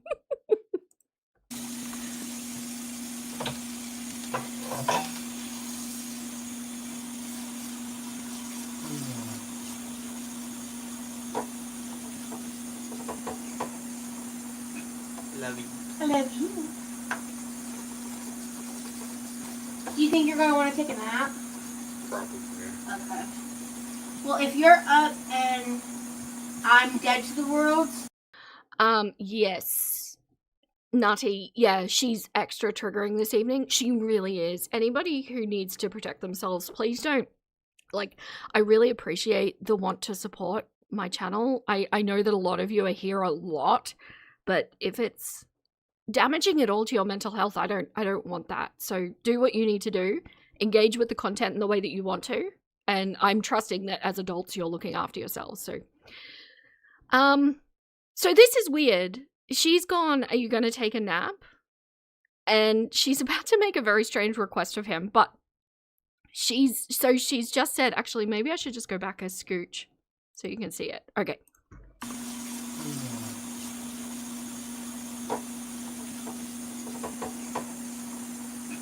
Love you. I love you.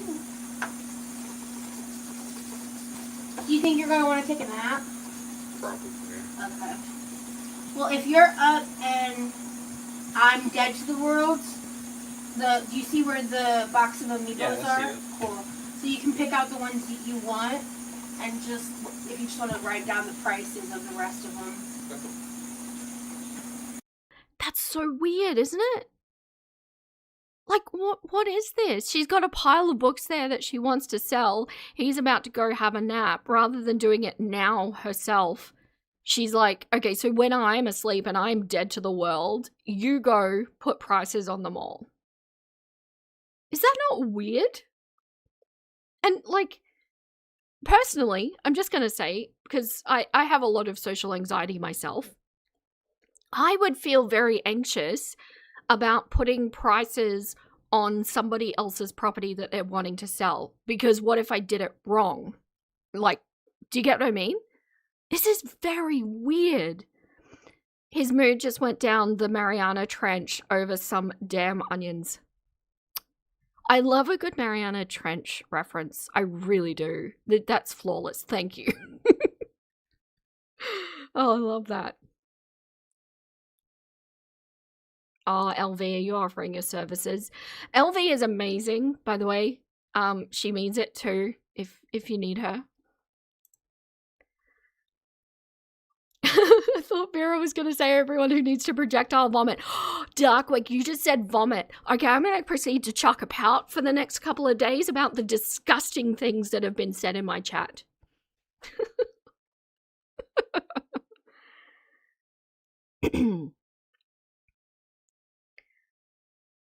I think she's about to say that it's for Levi. Yeah, I don't know. I don't understand the whole book situation properly. But it's weird.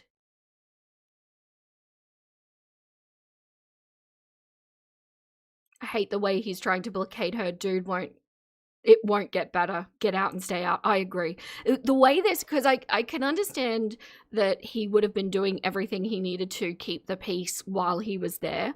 What I'm hoping is that he has realized that this is just her. I hope he's realized that he deserves better and can get better, and that now the relationship will be cut off. My concern is that he's going to need to move in with her for economical reasons. And yeah, joke. You're going to go projectile vomit now. Yep. You've got a metaphobia. Do it. Angry chugging.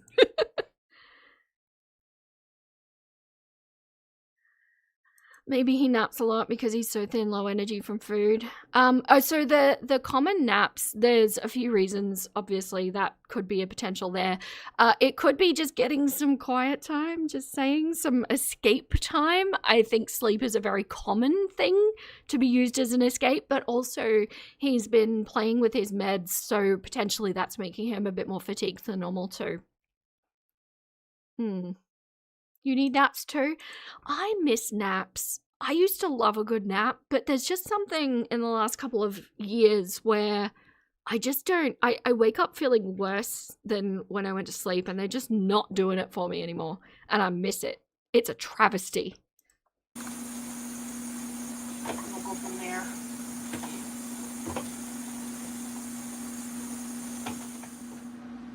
Yeah.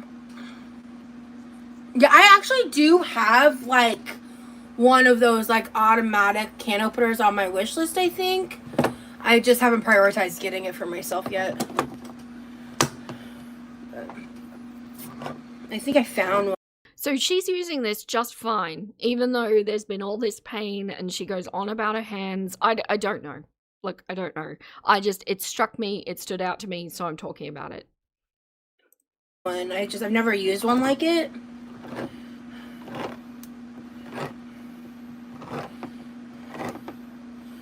We can just call it Jan.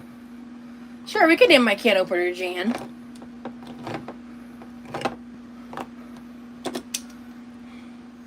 Oh no, you're fine. So no, it's not a recent injury. I actually came across a TikTok the other day. I want to deep dive into it. I haven't yet, so I'm just stating something I watched online, and that's really all I know. A new diagnosis is about to enter the chat. I watch a lot of stuff about chronic pain and chronic illness. I believe you. People's like firsthand experiences and stuff. She was talking about, she's an account that talks about her experience with her fibromyalgia. Can I just say as well, like, there's a line, and speaking from experience, having crossed it, there is a line between educating yourself and finding people who are struggling with similar things as you in order to not feel quite so isolated in your condition. That's fine. But then on the other side of the line, there is looking too deeply and dwelling on something and potentially making it worse because you're just cycling around in your head, and that's the only information that you're feeding your brain around that topic. And there is a line there where it moves from education into unhealthy. Roz, without a doubt, crosses that line. Where that line is for everybody, I think, is a very subjective thing. I don't think I could sit here and tell you effectively where that line is, but I think it's going to be a sensation within yourself where are you seeking it for comfort? Are you seeking it for like reducing your anxiety or any sort of positive feeling like that? Maybe that's a sign that it's crossing the line. This is why I say action is so important. Furball, this is not something she considers. She says out and out it's not the case. Has she ever considered that she has chronic pain because of her weight? If you get heavy enough, your life is just painful. Also, to add to that, if you're sedentary enough, it gets painful.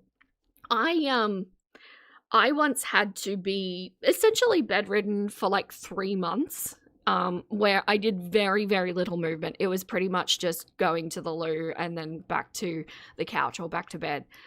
And the amount of intense pain that after a certain point I started getting down my legs and in my back, and it felt muscular, it felt nerve, it was just all-encompassing intense pain. And I actually found that even just a little bit of stretching and a little bit of muscle tensing while I was lying down was enough to keep it away.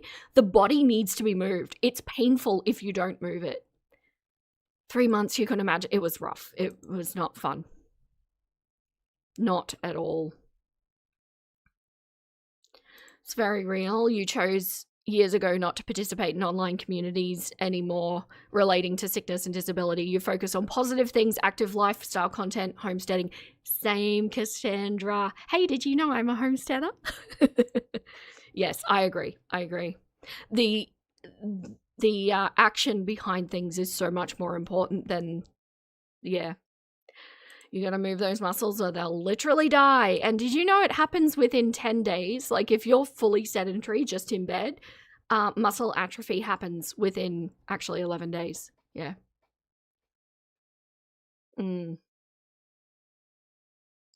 Yeah, it's very real that we should be careful about manifesting constant negative energy and not brainwash ourselves. Exactly. I agree. And it's why Girl World should really be taken carefully and balanced with other content, because it can absolutely do the same thing. I've been there. I know several of you have been there. I agree with that, Sierra. Hello. Also, welcome. I think she watches these things to steal other people's diagnoses. Yeah. She co-ops their stories and just applies them to herself.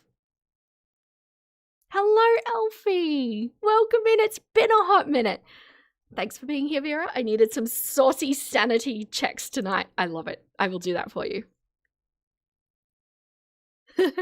Thought you might be with your chicken theme. We're on a farm too, and it's something I wish everyone could do. Nature is medicine. Oh, isn't it just? I used to live in the city and have a full-on corporate career and everything.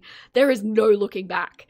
And once we do the big move, into the caravan that I was talking about earlier, we will be full-on homesteaders. At the moment, we're doing most of it, but we will be really full-time at that point. And I'm excited. Yeah, you've been bedridden before and the pain in your legs was insane. It is a pain that is indescribable. It is, and you can't ignore it. It's so overwhelming.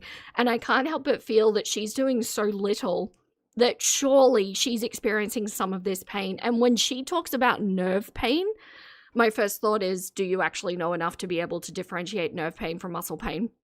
But then my second thought is, I'm not surprised. You lie in bed or you sit in your chair like all day, every day, plus all of the extra weight that you're forcing your body to haul around that it's just not designed to haul around. And yeah. You love so much how I remember all of you. No, I don't. I'm actually really hard on myself. I wish I could remember more of you. I try to remember everybody and at least one fact about them. Some people, if you've been really shoving it in my face repeatedly, I will remember a lot more. And by the way, do that. But I try. I really try. Hopefully her pool gets fixed soon. Yeah, that's amazing exercise. Don't underestimate water walking. Oh, thank you, Creative Mama. Please hit the like button. It helps Mama Chukin. Yes, it does. It does. Also, I don't know if you all noticed, I hit 11,000 subscribers. I'm so excited. It was a real slog from 10,000 to 11,000, which was my fault, but I've hit it. I'm very excited. King, thank you so much for being a clucker for 7 months. Thank you, thank you. Wait, what's my fact? I have to know now. King, do you want me to say your facts? I don't want to say your facts. I don't know if it's consensual to say your facts. Who was that? LV, cease your shenaniganizing. Thank you so much for gifting another 5 memberships. Congratulations to everyone who just got given memberships. Can we get some juicy peaches and chicken butts in the chat for LV? I appreciate you. You do too much for me.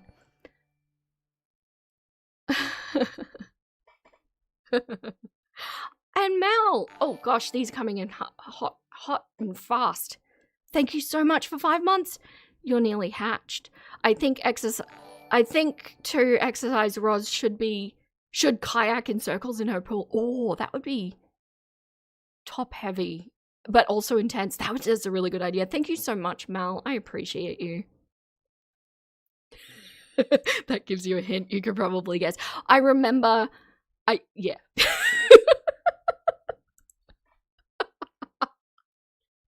I'm gonna leave that there.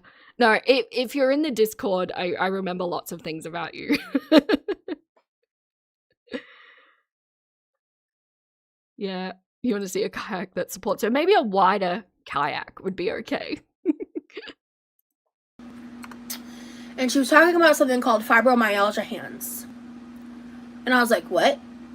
And I kept watching, and then she proceeded to describe every single hand problem I have. And I was like, oh?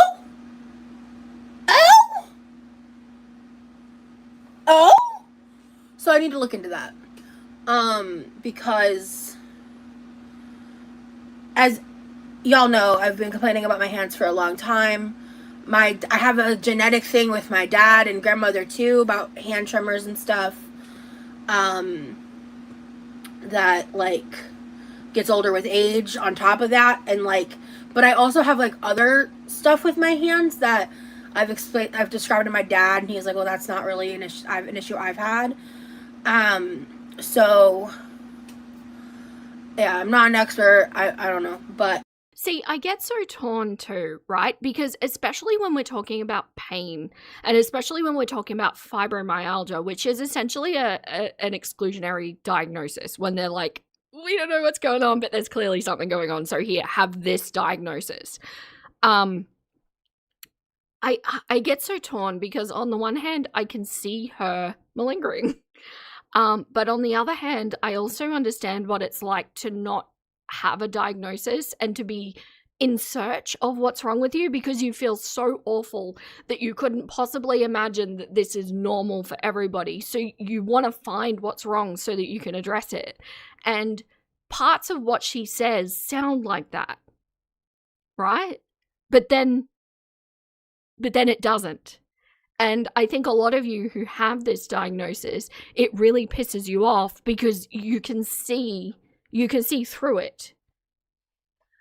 Good point. Look at no.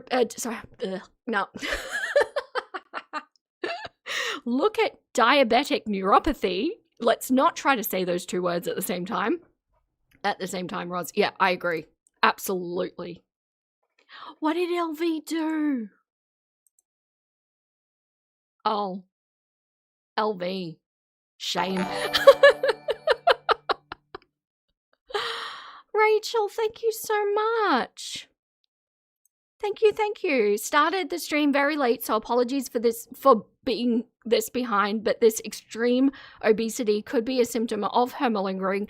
It forces everyone else to care for her. So well said. When you get here, yes, and thank you so much for that. Very generous. I agree, and I think it's really just her seeking a way to avoid any sort of responsibility or accountability in her life and ensure that everybody is there like to care for her. Just seeing why that didn't come up. There we go. Yeah.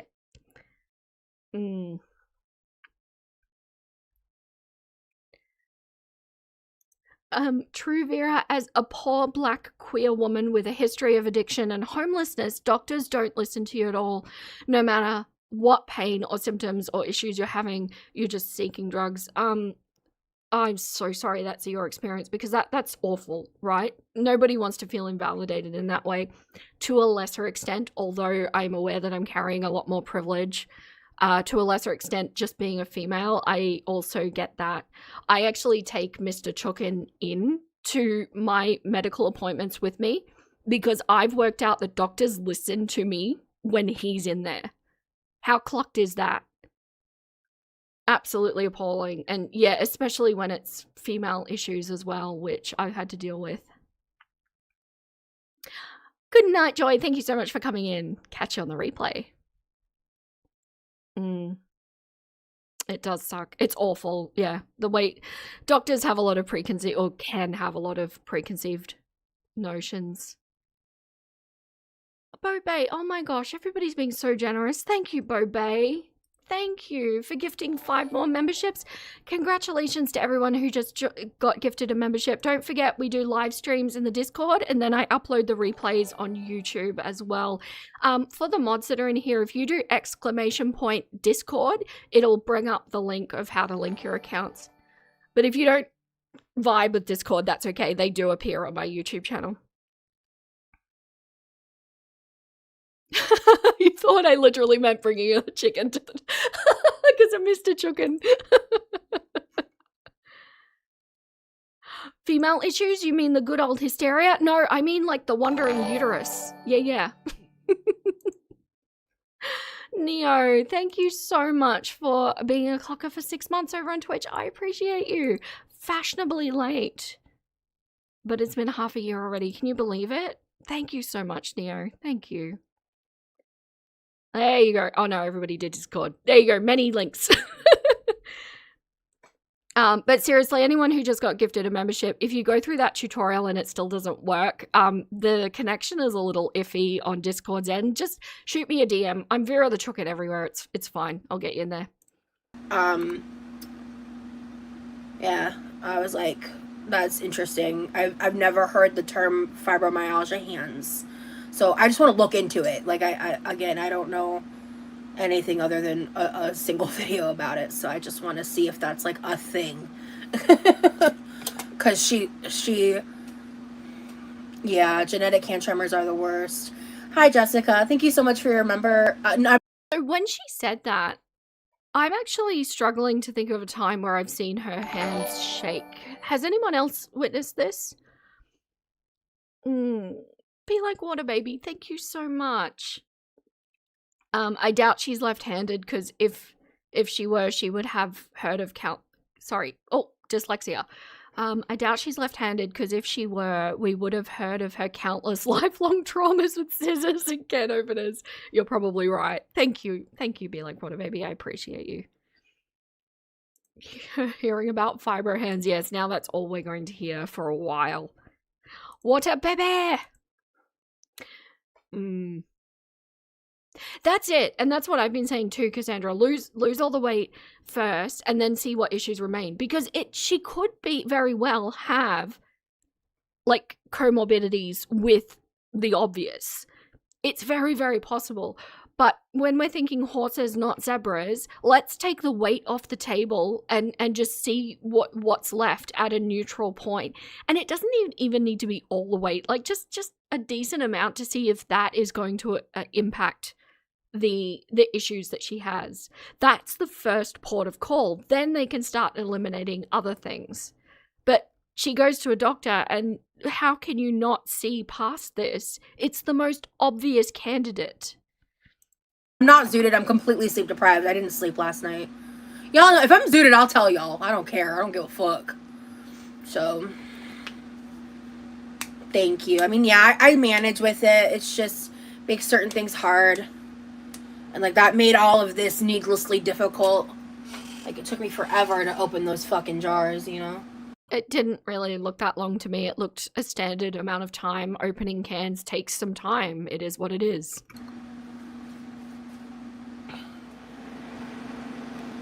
Thank you so much, Emoji. Not to bring up bad vibes, but I found you through a reaction channel, and you're actually very sweet. I'm glad I came to check you out for myself. You seem like a very fun person. I really appreciate that, Emoji. I get that comment more than a lot of people would think. Oh, Roz is just misunderstood. Thanks so much, LV. I see what you're doing there. Yes, hands and slash muscles can shake from muscle weakness also. Absolutely. You're a lefty, but adapted to this right-handed world.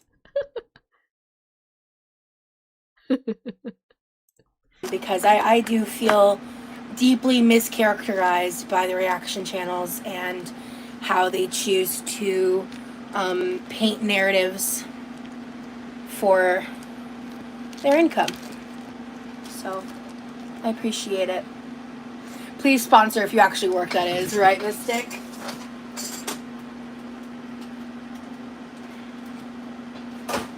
Listen, if you come hang out with the quirky crew without some loser bitch in your ear telling you that it sucks, you'll actually have a lot of fun here. I don't know if that was at me. I don't think it was at me. I think I know who it was at, but fine. I have that scene remover. It's amazing, says Sophia.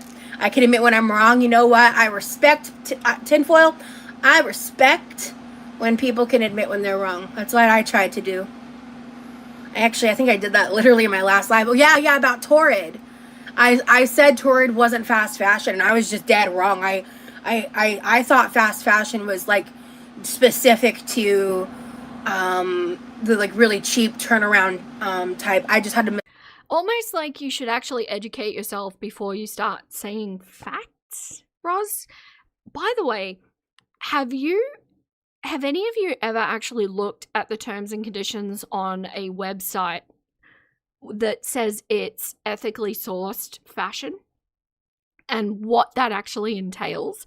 Because to me, when you say something is ethically made or ethically sourced, you think it's going to be by the standards of the country that's selling it, right? It is not. If you actually go into their terms and conditions of things that they have to disclose, it's still all by the standards of the country that it's being made in. So whatever their government deems as ethical means that's the condition that it can be made in.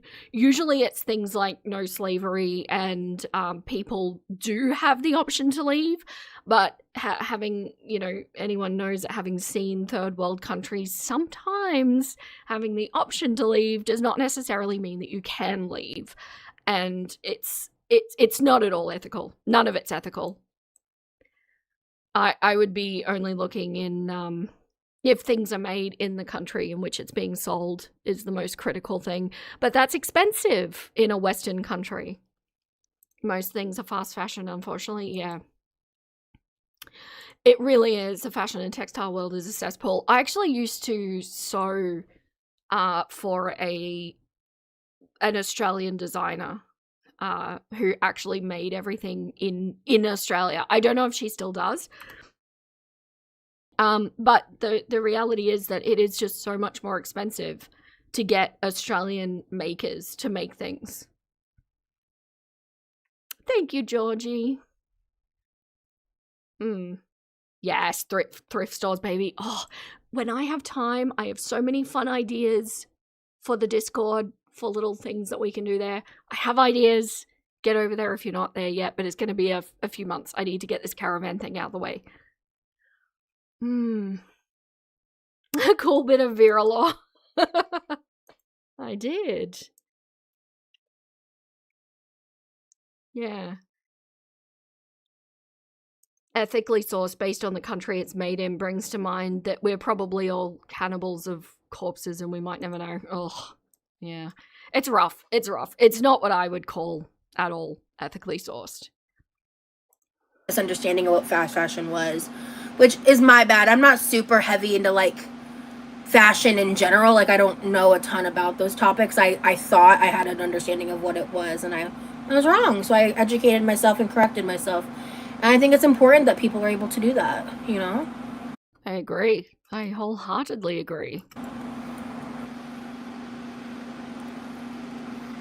I think it's important to be able to admit when you're wrong. That's why, like, I'll apologize when I'm wrong, but, like, if I don't think I'm wrong, I'll say it. I don't care if it pisses people off, really. Because if I really don't think I'm wrong, I believe that with my whole chest, you know? Yeah, I think the problem here is her definition of what is wrong, because the key words that she said was, if I think I'm wrong. So the issue is that her threshold for being wrong does not meet everybody else's threshold for her being wrong. So I do agree that she does that, just not enough, and not for the right topics. Like when people come at me sideways and then people try to pearl clutch at me, I'm like, well, maybe don't act like a piece of shit. And then I won't match energy, you know? Also found you from a reaction channel and I super...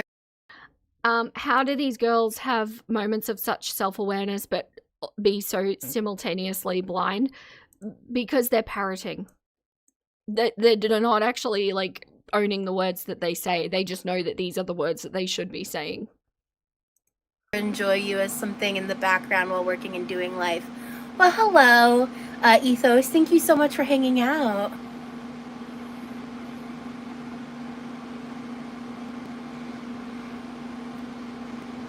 Appreciate you being here. I appreciate anybody that gives me a chance, even if you decide I'm not your vibe. I appreciate it when you give me a chance. Truly. I appreciate it when people take into account and realize that a lot of stuff is warped and distorted, and the stuff that I did fuck up on, I own. I actually did enter this with an open mind. I always do. And every new thing that happens, I also try to keep an open mind for. I'm human, totally human. So I'm not always perfect at that, but sometimes, you know, things happen. But the reality is that the way we see it, I think, is the actual way it is. If that's not how it is, she's not presenting it. You followed my Instagram? I've linked on the page, but do I have a homesteading one? No, not yet. Eventually there probably will be, but not at this stage. We're in far too of a precarious location at the moment to divulge anything.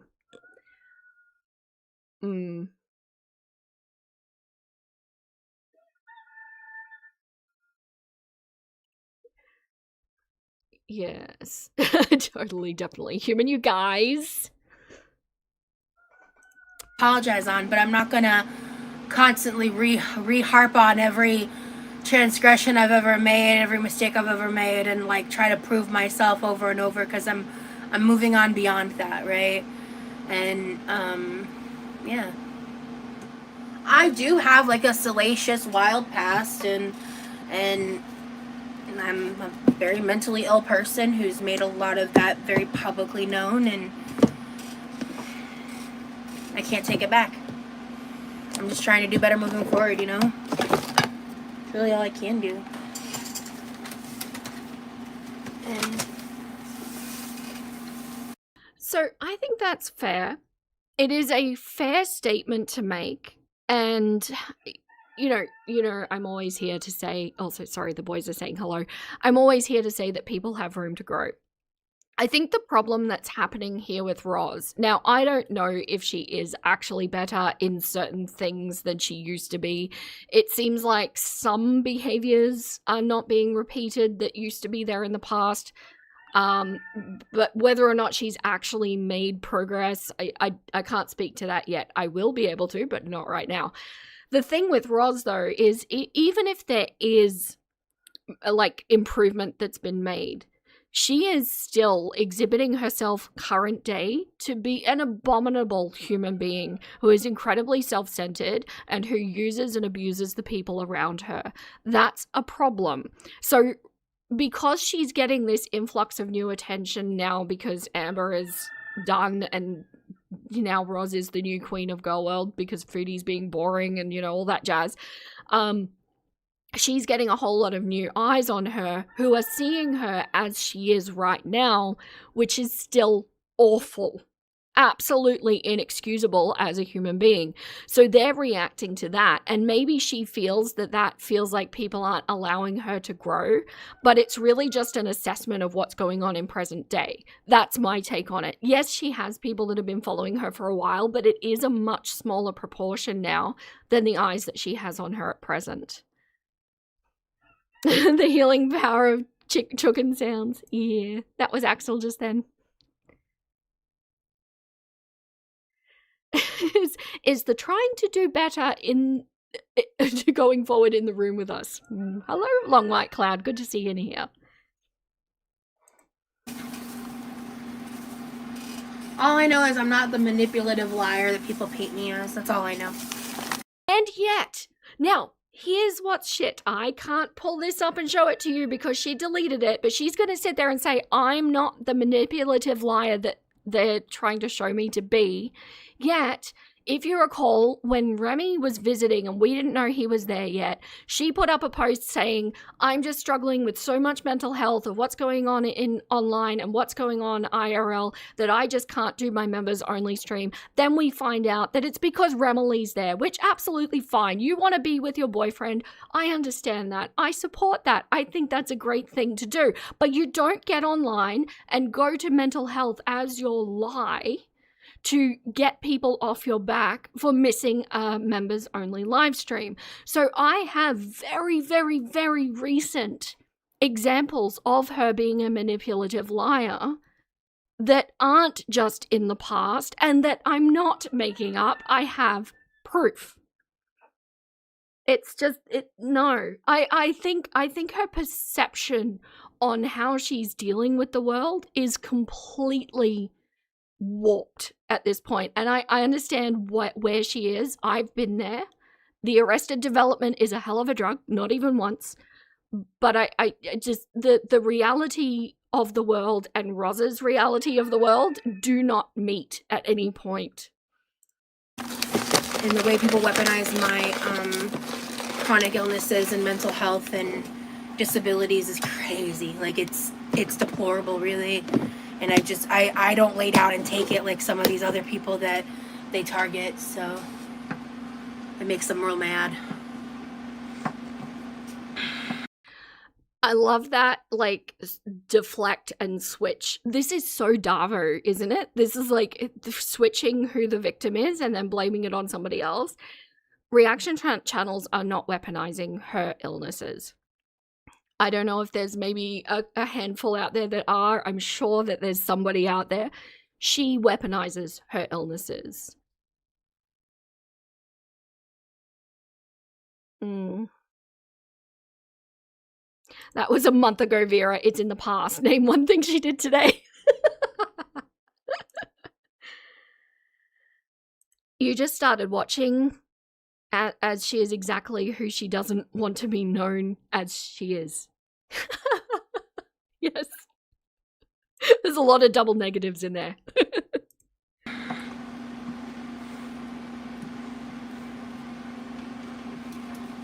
Everyone has a past also, but it should never dictate who we are today. Absolutely. And people who are incapable or more importantly unwilling to change will never believe that others are capable of change. Agreed. I agree, yes. Because then they'd have to question why they can't. Okay, we're gonna need to get Roz a mirror. Because I totally agree. You've all heard this from me many a time. Room to grow. I don't care about the mistakes of the past. I care about how the mistakes are being handled in present and future. And the reality is, I think Roz, like, if I could get there and question her, which I'm not going to do, but if I could, I feel like I would be able to whittle down that she has a couple of key examples of things that she's done in the past that she would deem as unacceptable today.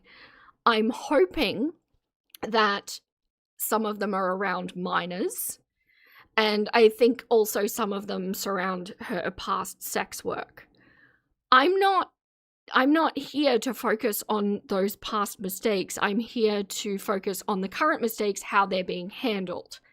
So with that in her mind, what I think is going on with, she's holding a couple of examples in her mind while she's saying this. She's failing to open her eyes and see the plethora of mistakes that she is currently making and handling poorly. And that's the key thing I think that's going on here.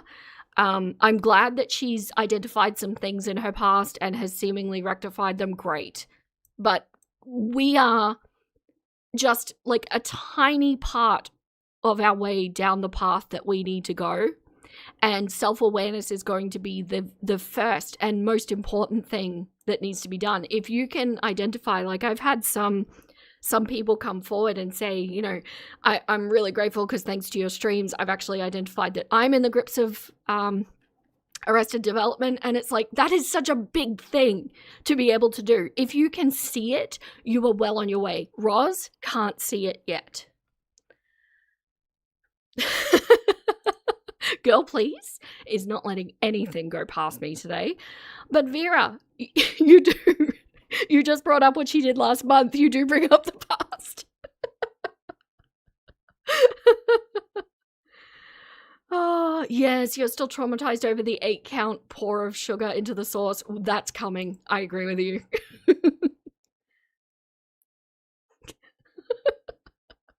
Last month is so long ago, LV. She's so different today.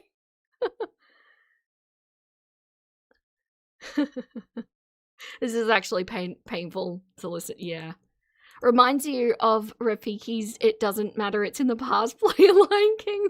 It does. Yeah, it does.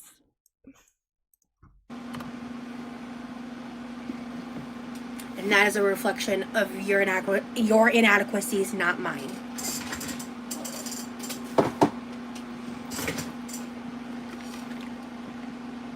Also, I'm giving her the benefit of the doubt here that there are actually some things that she's grown in. I don't know. I haven't necessarily seen evidence either way, but I know that there's a lot of Roz historians in the space that would say she hasn't actually improved. She's gotten worse in a lot of ways. So, I don't know. I don't know. We're going to find out because there will be deep dives that I do on her, but yes. Just because you want your past gone doesn't mean it will disappear. Humans, even animals, don't forget. That's the thing, right? Here's the thing. I've made many, many mistakes in my life. I am the villain in a great many people's lives. I have to come to terms with that. These are the sorts of things that haunt you when you close your eyes at night. I really don't want to seek to remove that they've happened because I feel like in trying to hide them or remove them or shove them under the carpet, so to speak, I feel like that is in a way not taking accountability and a complete injustice to the people that have been affected. And don't get me wrong, I don't think I've done anything anywhere near as bad as what Roz has done, but it wasn't representative of who I am today, is my point. So instead, I aim to sit with the discomfort of knowing that I've been an absolute cloaca in my past for various reasons, and you hold it with that discomfort, knowing that you don't repeat it in the future, and knowing that that's not who you are today or who you will be in the future. That's the key thing, but Roz is trying to say, no, I'm cutting that off. You can't reference that. It's gone. I'm sweeping it under the rug. There's nothing there. Right? And it's just that action in and of itself shows that there hasn't been growth. I give her too many benefits of the doubt. Sorry. I like to show perspectives. It has to happen. Yes, exactly, Mothman. The past is how we learn to do better going forward. That's the important thing. What do you do with those learnings?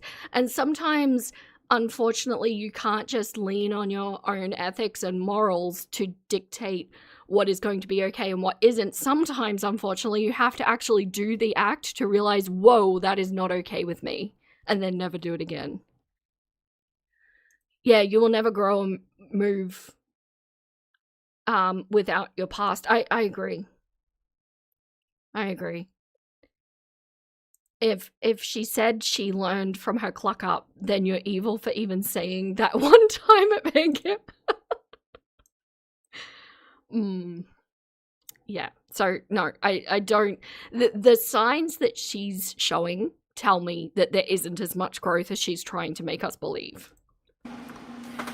How do you avoid the reaction channels and such? I'm too nosy and would hurt my own feelings by having to watch. I want to say about my first 7 months to a year of having reactors react to me. It's in the past, you guys. I was all up in their business. That's the bottom line. I was watching this, that, third, and then I lost my goddamn marbles. Because it's really bad for your mental health. And also people really just started kind of warping things, and a lot of stuff happened. And I was also doing the fucking most. I was like beefing with Amber and then tried to befriend her, and then I learned her character, and then, you know, all that shit happened, and I was trying to figure out how to shut my fucking mouth. Still struggle with that, but I'm a lot better than I used to be. And that's the tea. She's ramping up. Hold on to your pantaloons, Nuggets. She's ramping up. I learned a lot through trial and error and hurting my own feelings and fanning flames that didn't need my attention. Sorry? Hurting your own feel? No. Usually the phrase is hurting other people's feelings. Not hurting your own feelings. No. In them, and just, yeah, like just making dumb moves and decisions, and then of course like dealing with my own mental health shit and stuff. And yeah, I just, that's a very short version. There's a lot of shit I could like talk about and go into, but that's my past. I don't give a fuck. Hey, let's just ignore it. Didn't happen. It's in the past. Can't talk about it. Hey, V. So yeah, I just know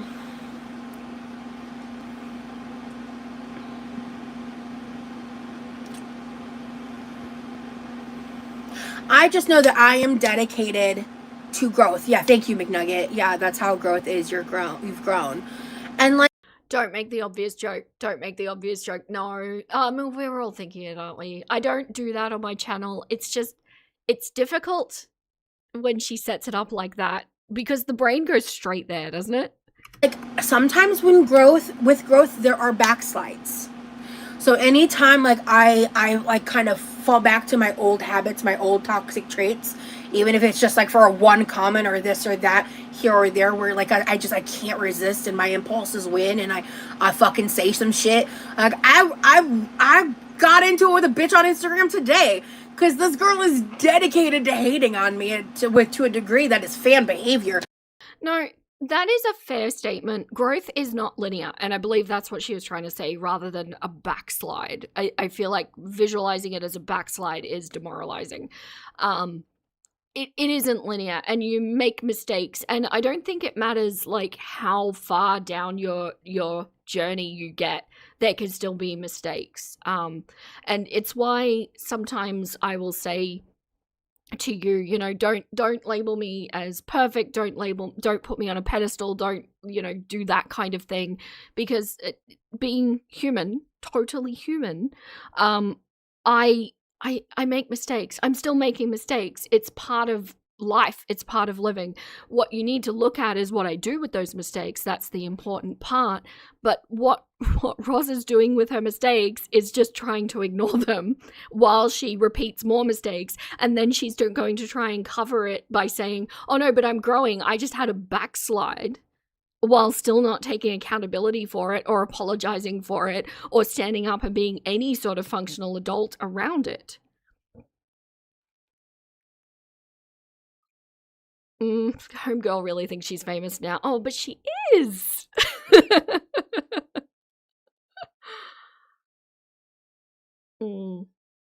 Yeah, yeah. That's screen capture. She's too focused on the outside world. She'll never fix herself. I agree. It definitely needs to be an intrinsic journey, turning inwards. Oh no, LV saw things. Yeah, it's not linear. She just weaponizes that fact to defend her trash conduct. Exactly. Which is nothing more than another deflection, another excuse, and not taking accountability. And that's why I say it's those actions that I'm looking at, not the mistake. I get the mistakes, that's fine. But put on your big girl panties and own up to the fact that you clucked up. Just say, I clucked up, with nothing else to follow it. Don't no further deflection or excuses or justification as to why it happened. Just, I clucked up. End of sentence. And I think it's pathetic. So I said some shit to her today. Because, fuck, like, get a fucking hobby. Get a grip. Okay, so I will say, when you're coming up against people who are just hell-bent on misunderstanding what you're trying to say, and, like, it's clear that they're just really trying to misunderstand, not a genuine misunderstanding. It does take a lot of self-control to be faced with that and decide not to interact with it. And I firmly have to not interact with it, just because I feel like if somebody is really that intent on being objectionable and not understanding what you're saying, it doesn't really matter what argument you bring forward. They're going to pick it apart, right? So you leave it. That kind of self-discipline, I think it would go a long way with Roz, like starting to learn that kind of skill. And how do you learn that kind of skill? You acknowledge when that actual incident is happening and decide to step away. You start practicing that step away. It gets easier. Also, for the creators in the space, if you do need help with that, what I do is if I read it and it creates a certain kind of feeling within me, I acknowledge that feeling and then deliberately decide I'm going to sleep on this and see how I feel like responding in the morning. Usually in the morning, I'm like, clock it. I don't care anymore. Yeah, smart people learn from their mistakes and don't repeat over and over. She uses her mistakes to be seen as the victim. I agree. But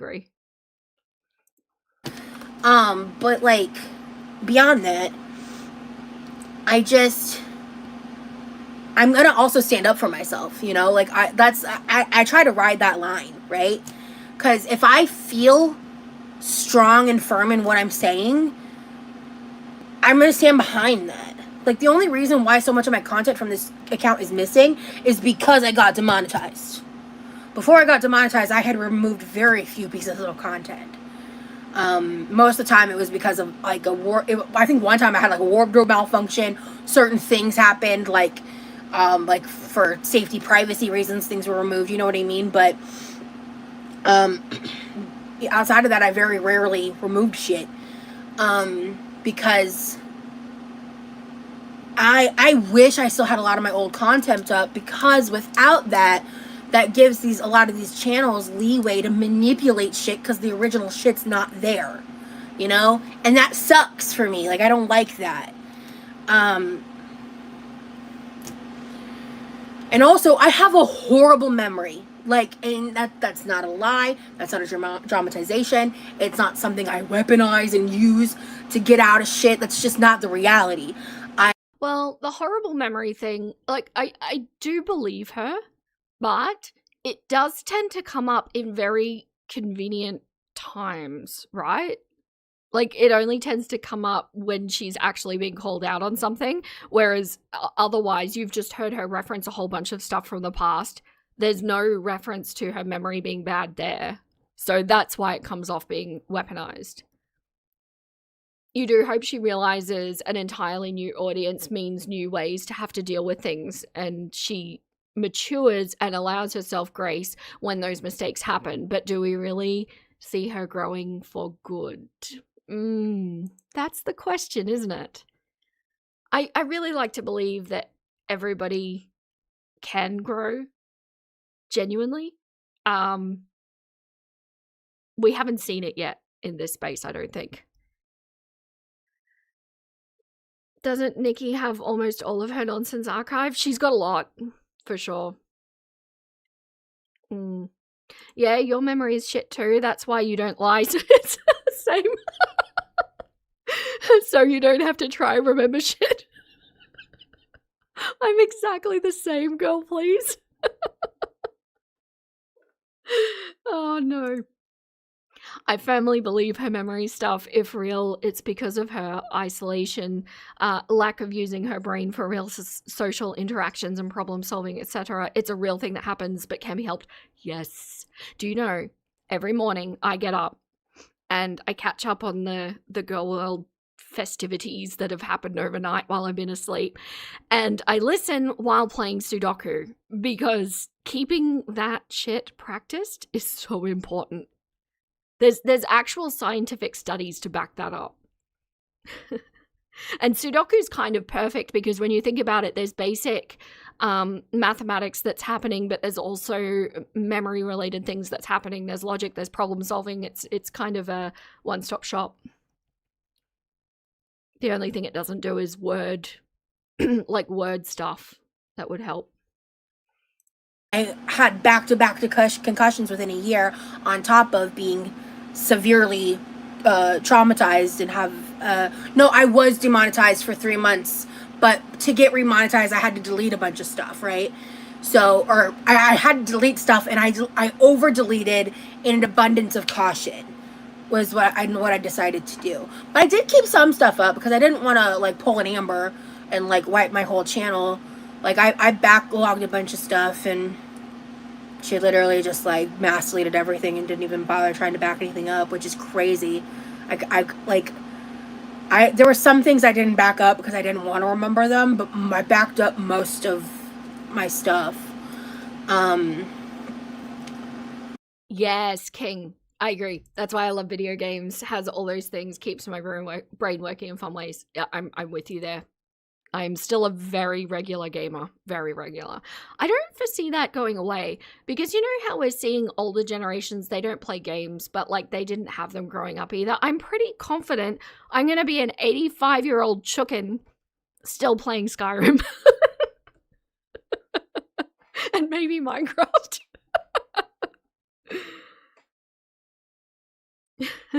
Oh, yes. You can't lie because you can't remember shit ever, but I do know the lyrics to about 5,000 songs. Yes, Be Like Water Baby. And are they all from the 90s? Because mine are. I need to figure all that out, actually. But yeah, so it's just like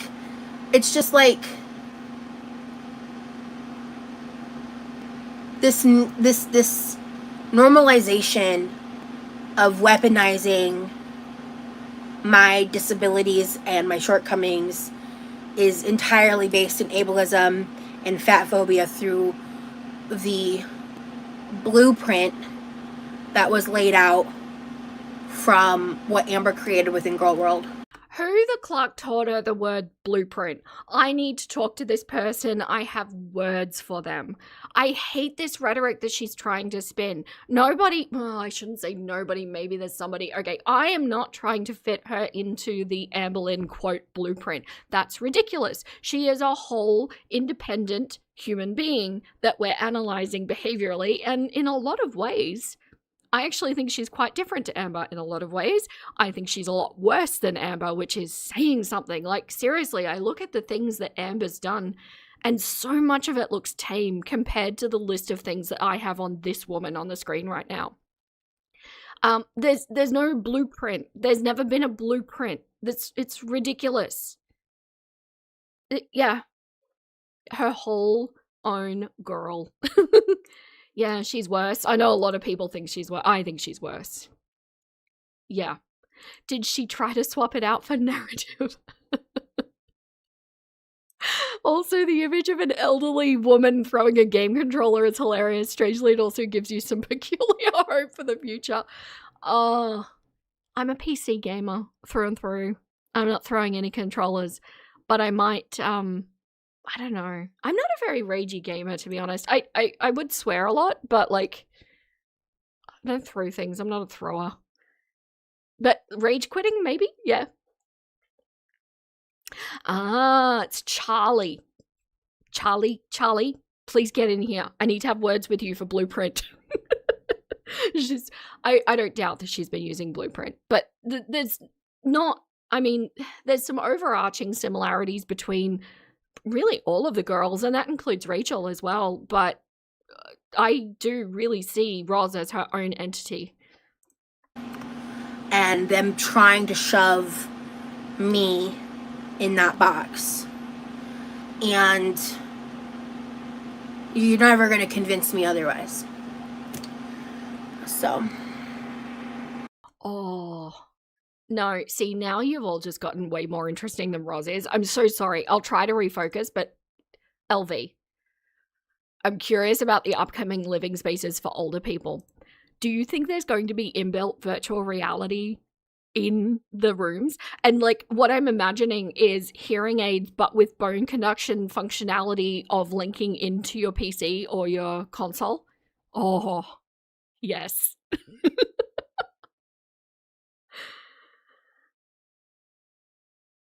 You don't rage either. You like Souls-like? Oh, I cannot with that. I wish I could because it looks fun, but it's just not my jam. You just try over and over again until I start getting worse, and then you stop and try again tomorrow. Do you remember, okay, my millennials and Gen Xers in the chat at the moment, and then I'll stop side questing on the games. Do you remember as a kid, like, there were some really, really painfully frustrating games, like, I'm talking Abe's Odyssey, Spyro the Dragon, Mario World, like, some really insanely difficult things that force you to repeat over and over and over. And did you not, as a kid, sit there and do it over and over and over? And I look back as an adult looking at my child self and think, where did that level of patience go? I would like that back, please, because I cannot do that anymore.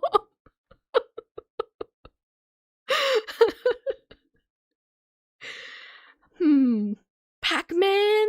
Super Mario World? Yes. Majora's Mask? Yep. Those games were so frustrating because of the controls and the camera. You did get mad as a kid. I just have one of my most favorite childhood memories that I look back on with such fondness. I think it was Super Mario World 2. It was on a Game Boy, and I had one of the really fucking cool, I just swore for real, I'm sorry. It was on one of those really cool translucent, you could see all of the microchips and stuff inside it. I loved this thing. Anyway, I remember sitting on my bed, and my best friend was next to me, and we were literally just taking turns trying to get past the last level. And so when we would die, it'd go to the next person. We sat there for like 5 hours doing this. It was so much fun. Such a wonderful memory.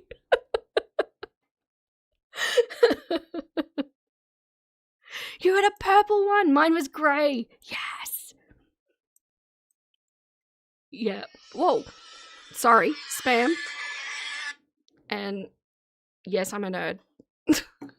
Sorry about that, everybody. But yeah, anyway, I'll finish with the side questing. Let's continue. Yeah. Like, a lot of the times, a lot of the reason I remember certain stories and a lot of things is, like, when I went through certain periods. Sorry, I totally just outed myself, didn't I? My mobile ringtone is a metal version of the Skyrim theme.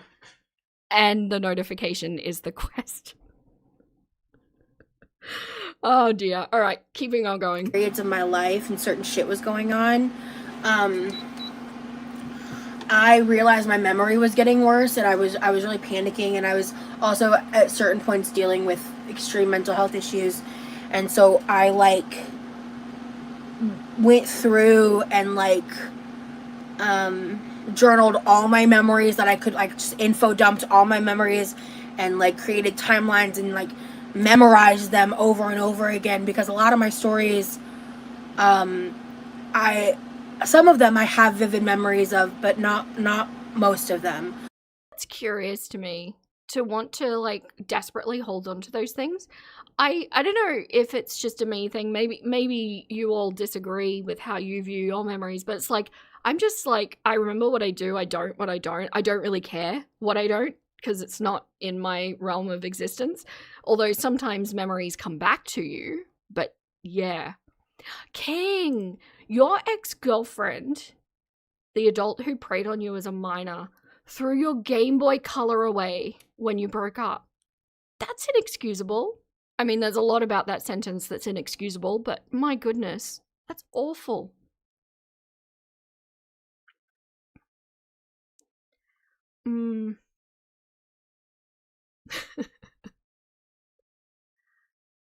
Sorry, I'm catching up. Stop lying, the stories won't change. No, they won't. They won't. Yeah, QLR is way more dangerous than ALR and foodie. Yeah, they only worry about those around them, and QLR is looking to be famous. And I think the thing that worries me the most, like, I'm not going to sit here and diagnose her, but let's just say she's exhibiting some antisocial personality disorder qualities at the very least. That doesn't mean she has it, just there are similarities there. The way she's willing to destroy people and not even look back is terrifying. She's legitimately dangerous to people who get close to her. When I started covering her, I even had some people say, "Oh, be careful, you know, she likes to go IRL and she goes after people that cover her." I'm like, well, what is she gonna do realistically? She cannot affect my real life. She's too far away and too incompetent. But to those who are in her life and who trust her, absolutely dangerous.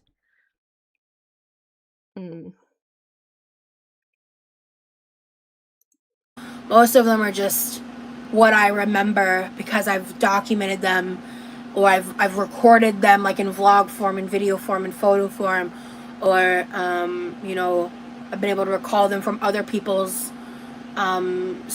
you know, corroboration from being there, because it's just, it's like it really feels like in terms of all the memory issues I have, it feels like I really am missing a very important piece of life, and that's like being able to like commiserate over memories together. That's a very strange statement to make. I'm missing an important part of life because I can't commiserate with people about, like, no, okay. The healthy mindset, I believe, is to stay focused on what's happening in the present. And I don't say the future as much because, you know, people that lend themselves to being more anxious, sometimes thinking about the future is equally just as damaging. But to want to wallow so much in the past, and this coming from a person who literally made an entire YouTube channel about her past, it's not a healthy place to stay. You know, I'm using mine as a mechanism of getting my story out to try and help other people who have also had this, and at least make them feel less alone, right? But when it comes to my personal life, I don't think about this stuff. I don't talk about this stuff. This is a channel exclusive thing. I don't want to sit around with people and commiserate about the stories, the experiences that I've had. It's not beneficial. It's not productive. Do you know what I mean? Hello, Mrs. Bananas.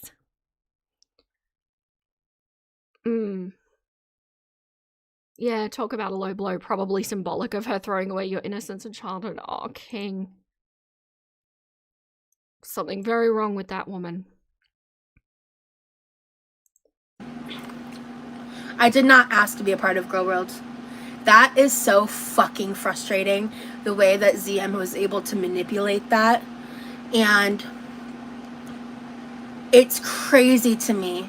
Okay, so the thing that I point to is not Zachary Michael. It's actually a Geordie stream. Because I was watching Geordie back then, and she was there trying to get an interview. She was, through action, essentially begging to be part of Girl World. So, yeah, I didn't see the Zachary Michael stuff. I don't know, I wasn't watching them at the time or anything like that. But, yeah, yes, she didn't ask, she begged. BS, I call BS. That he was able to take these messages that I sent when I was actively in psychosis, and she herself has said it wasn't psychosis in a different video. And he was able to be at that time, oh, I'm not a part of Girl World. I'm not really into Girl World. I'm not Girl World. I'm special from Girl World. I'm the moral high ground of Girl World. I'm separating myself from Girl World. But I asked me about Girl World because I was a fan of his. The fuck? It's manipulative as fuck, dude. And that's dead in the water. How many years ago was that, guys? How many years ago did that happen? What's the timestamp on those messages? Let's be so real. How long ago was that? No, that's fair. That's fair. Okay, I'm just going to give her the benefit of the doubt again for a moment. I apologize. It is fair to say that this happened a long time ago. It did. And even the Geordie thing that I'm pointing to did happen a long time ago. So if we think about that and we play that thought out, she's trying to distance herself from saying that she did ask to be part of Girl World, sort of. But that was years ago, so now it no longer applies. So then we look at the current behavior and say, and analyze, is she taking actions that make her part of Girl World? And I think that the initial wave of coverage when people moved away from Amber, I think that necessarily wasn't inspired by her, but she has done everything in her power to stay relevant, to feed the trolls, to react and talk about reaction channels. So all of these actions lend to the conclusion being, I want to be part of Girl World. Right? Hear that, Vera? Long ago, stop talking about last month. I love you, girl, please. Have a good night.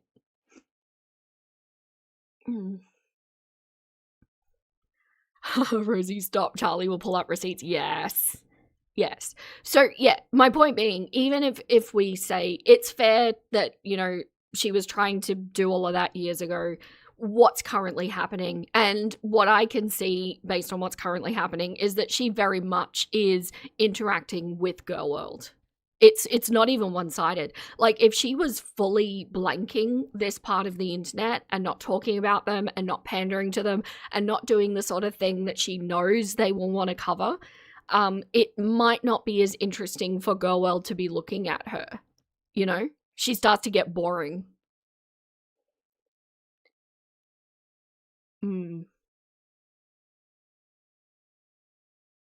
Is she the reason Zachary Michael had to leave the internet? I don't know much about them, but I remember the night they returned and it was an event. I believe, and I'm not well versed on Zachary Michael law, so please somebody jump in, but I thought there was a breakup and they just needed a break. I remember Amber really pissing them off. There was a bit of a to-do about that, but yeah. So, yeah, I don't know, maybe somebody else can jump in who's better versed. Yes, how hard is it for her to just acknowledge that she was excited and wanted to be part of Girl World, but she thought she was going to be the happy, positive, polar opposite character they showcased? Yeah. That's it. And it's okay to be excited, right? Like all of a sudden you're getting a lot of attention in the space that you're trying to make money in and you get carried away with it. That's okay. That's human. That's fine. But the complete and utter denial that it ever happened is, I mean, that's just pandering to it, isn't it? As well. All of this is just bait for Girl World. They had a little break when they broke up with their partner. And they've taken some breaks from covering Amber at times, but they're usually kept up. Yeah, with the Twitch screaming. Yeah. I saw that, yes. Roz claimed that Zachary Michael was abusing their dog on top of the breakup. Yeah, absolutely. I'm not getting animal mistreater vibes at all from Zachary Michael, in all fairness. There were a lot of reasons, mostly because they had a breakup with their long-term partner. Yeah, that's what I thought too. Thanks, Darkwick. But, yeah. Yeah, and that's fair. It was more of a general mental health break due to the breakup and various reasons. Yeah, that's what I thought too, yeah. Which is fair, right? This space can get heavy. Poe seems like the least mistreated dog ever. Yeah, and I'm usually pretty hypersensitive to that kind of thing. I don't see anything at all other than love there.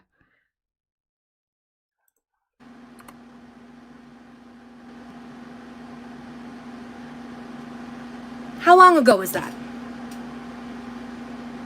Oh, it's all good for the gendering. So Zachary Michael said that they prefer they, them, but also will acknowledge he, him. So it's not necessarily wrong.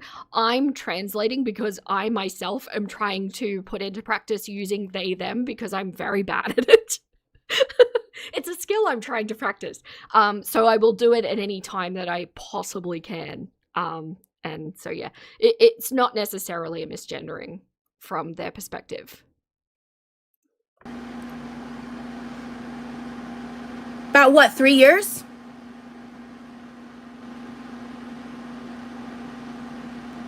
Right?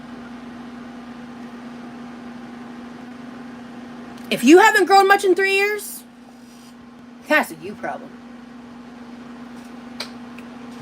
I would really love to hear her give us a list of ways that she feels she's grown.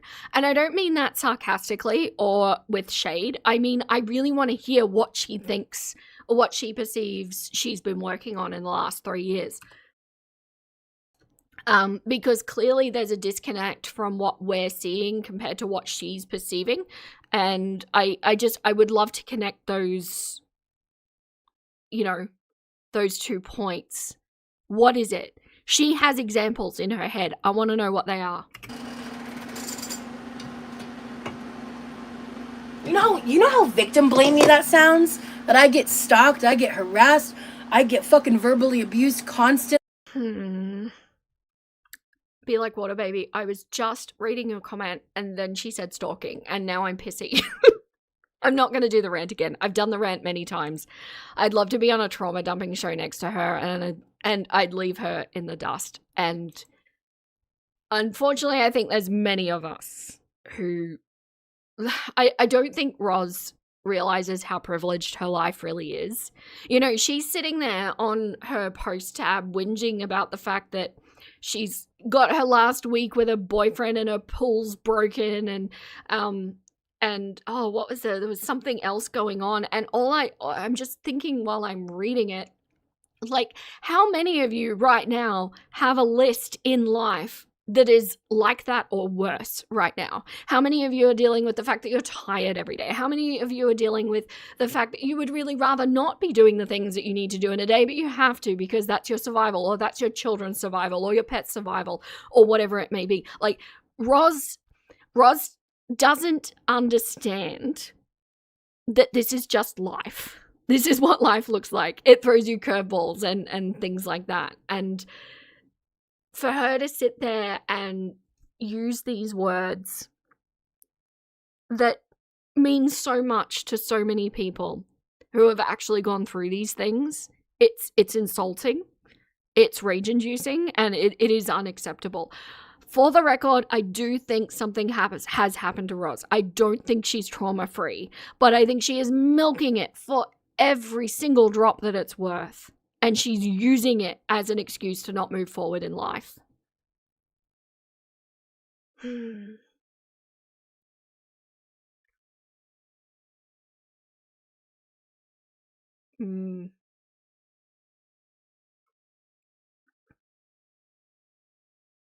Oh, good to know, computer. Thank you. You use they, them. I always want to know people's pronouns. I think it's an important thing that I practice. I'm doing my best. I really am. I never mean any malice by it. It's purely a programming that my brain has done that I'm trying to undo. That's all. And then on top of that, being stalked is clucking terrifying. She has no idea. I agree. And that's the rant that I'm not going to do again. You've all heard the rant. As someone who's actively has been stalked and who is kind of still being stalked, yeah, no, absolutely not. You don't have enough hands to raise on the life thing. Yeah. Like, the thing is, I don't want to say that life is always shit. It's not. But it does go through ebbs and flows of good and bad. And sometimes the bad is a little bit more bad than other bad times.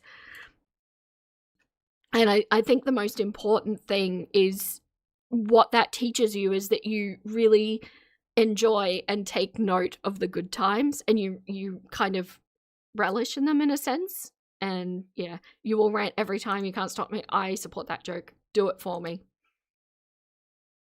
Feet. Want to raise feet. Yes, raise feet. Yeah.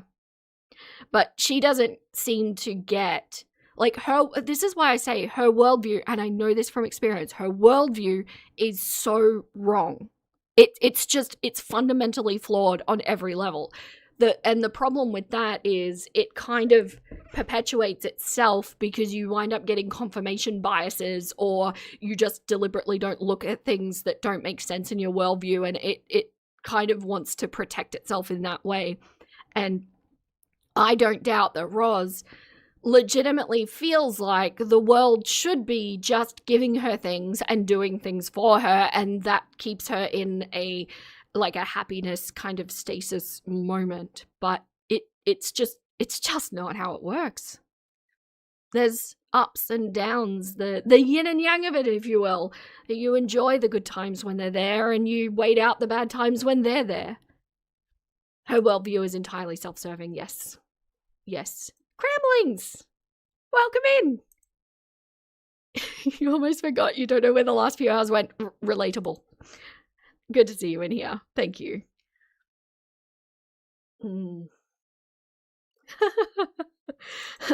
I'm so enjoying the stream and getting to know everyone in chat, but I have to clean out this duck brooder. If I don't get back before you end, it was a really fun stream, Vera. Thank you, Cassandra. Have fun doing the mucking. I will be doing that very shortly after the stream myself. Because poo is life.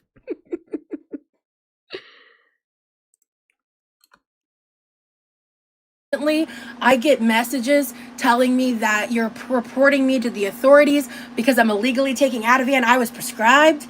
You're contacting fucking, what was it? The God, I forgot. It was some fucking official for something else. Just shut up for a moment. Hello, Fiona. Welcome in. She's been exposed on YouTube for the whole stalker thing being a string of lies. Morning. Hello. So, funnily enough, I'm not even taking, because this is just how I like to work, right? I'm not even taking the past lot of stalking that she's called out and things like that. What I'm taking is what I've witnessed myself, right? When some people took like 2 paparazzi shots of her in Texas when she had told everybody where she was after she'd had her boyfriend doxxed so they knew what city she was going to be in, she called that stalking. That is everything I need to know in order to be able to extrapolate out the behavioral pattern. Having a couple of shots taken of you, weird, yes, maybe don't do that. But out in public when you're making an absolute spectacle of yourself is not stalking. Had they have already been waiting at his house and followed them around the city and then returned back to their house and made it known that they were at the house, that is stalking. Having some pictures taken is not stalking. So realistically, I don't even need to know what happened the other times. She has been evidence to misuse the word stalking. That's everything to me. And that is behavior that I need to see fixed in order to see growth. And that's measurable change, right? Because all she has to get up here and do is say, like, yeah, I exaggerated that. I acknowledge it was a scary moment for me. I can see that this is going to be offensive to people who have actually gone through stalking. And I'm going to take that back, and I'm going to be sure to never use that word incorrectly again. Simple. Fixed. And then actually never use that word incorrectly again. You're stalking my boyfriend's family. You're stalking my boyfriend. You're trying to buddy troll me. Like, shut the fuck up.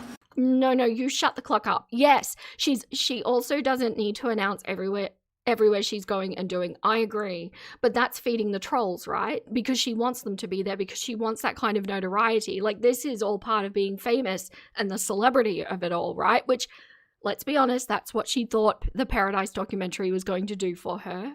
But she's feeding this. This is a very logical cause and effect situation. Words are how we find common understanding. Her constant misuse makes her impossible to trust. This is just flawless, King. I love everything about this sentence.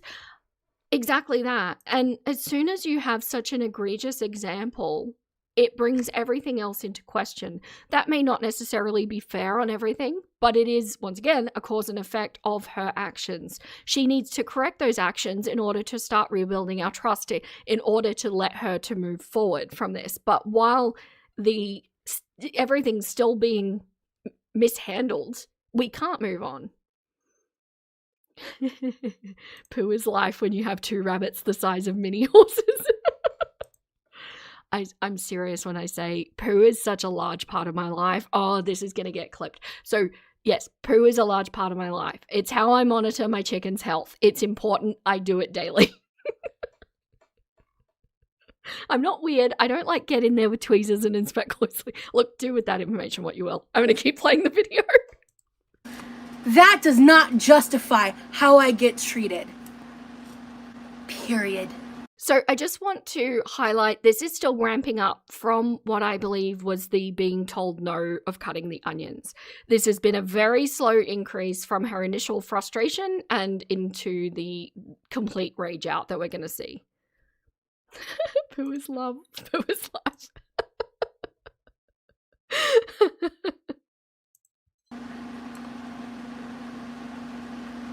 Period.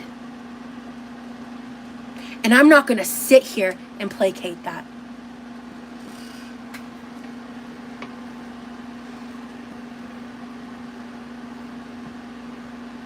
Oh, yeah.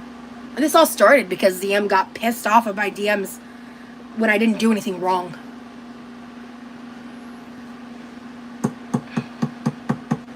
Yo, Barry, can you clean up the chat? I just so desperately need to read this because it looks like so much fun to read, but I just want to highlight that she just ordered her mod like that. Absolutely not. Hey Roz, you shut the absolute clucking cluck, cluckety forking cluck, and squeak squeaker squeakin' again. You suck, Roz. Fun. Hello, Doxy. You sense she enjoys confusing people, setting them up to ask questions and then yells at them. She's getting something out of it for sure. I agree with you. Yeah. She does talk in circles. There's a lot of confusion that happens. How she speaks to people, right? Yes. Please. Oh, you already got it. Thank you.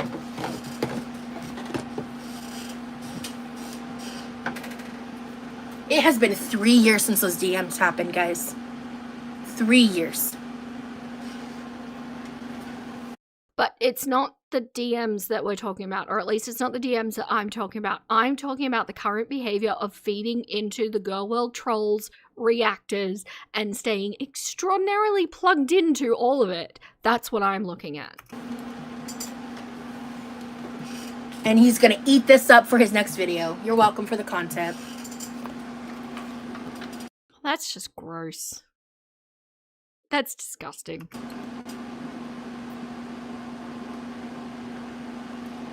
Well, this is well said. Thank you, Sierra. She demands respect, but doesn't respect others. Yes, and that's her worldview, right? What we were discussing earlier. It's like, she expects everybody to do things for her and to give things to her. Why is there woofing in the chat? What is this?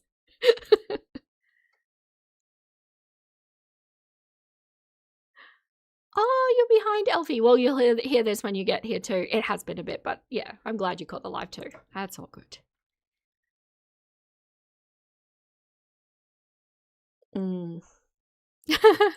Just came back. Major fight almost broke out under your balcony?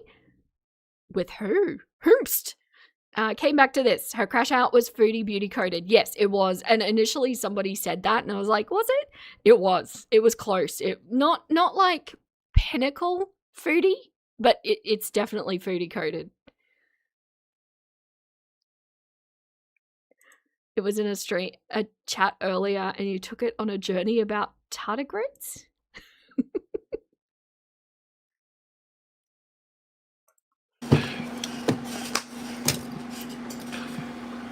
CF thanks for coming in.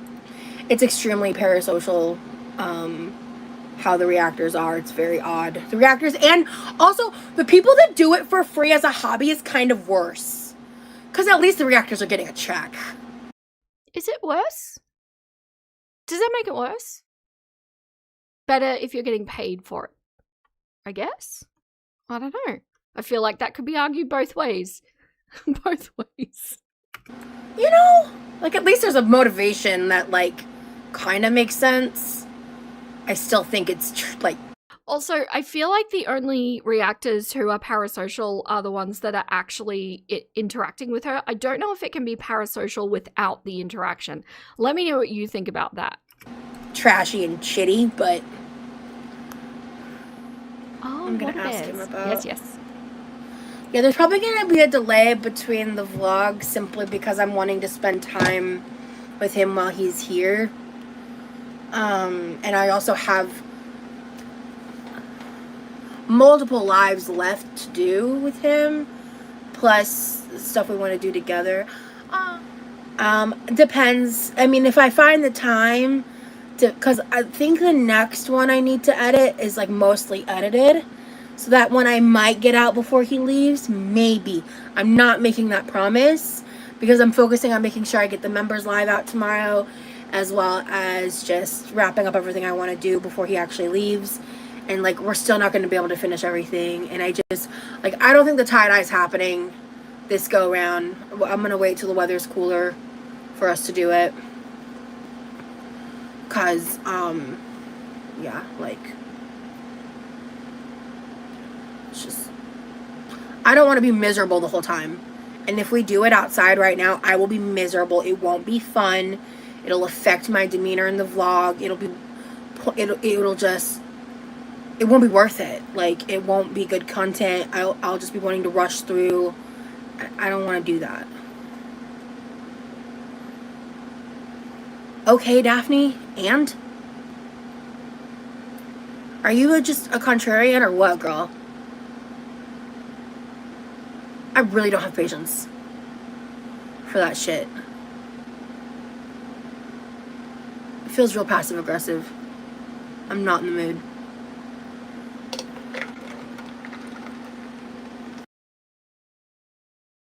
Whoops, sorry. So that was weird. She got up, this chick called Daphne. I went in and looked at the messages, and unless she deleted something, I have no idea why she felt she was being contrarian. And it seems that Daphne also got confused.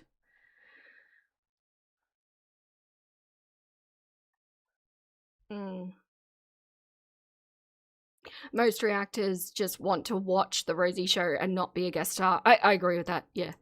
There are some, of course, that want to get in there, but yeah, I think most of us sit on the outside looking in. She is a miserable person, isn't she? She is really cranky in this stream. She fires off so many times, but she's grown, guys. You guys, this is growth. This is what growth looks like.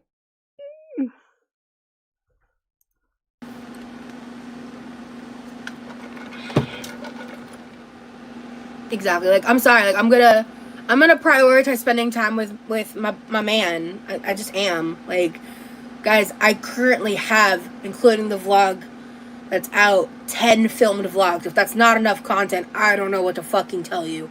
Like, and we're making more, and that's not including the lives. Oh, thank you, LV. I don't think you need an actual interaction to be parasocial, just believing that there's some sort of relationship or connection, and acting based on that is enough. That's fair. Yeah, very good insight. So once again though, like most reactors, does that fall? Like, I don't know, because I can only speak from myself, and I can tell you that I don't feel that I have a relationship or connection with her at all. But yeah, it'd be interesting to know from other reactors what their motivation and what their perception is. You hear the name Teardrop a lot. The Teardrop was one of Foodie's mods, and she'd always say, exactly, Teardrop.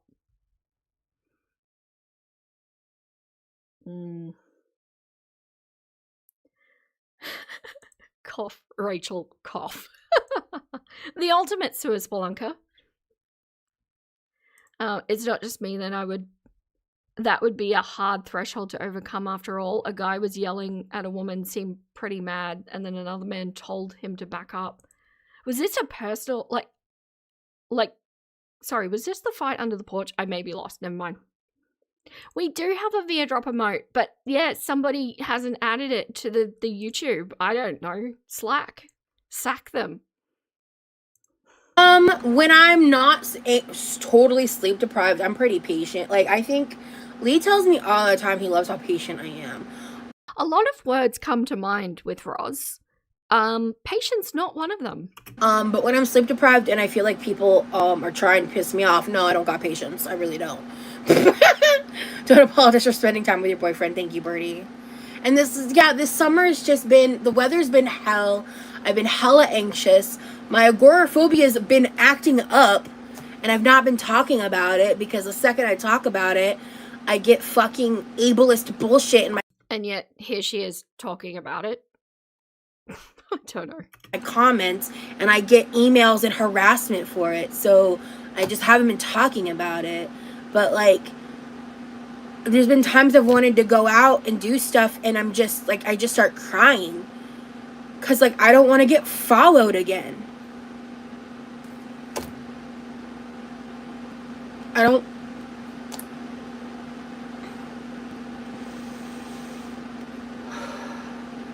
No.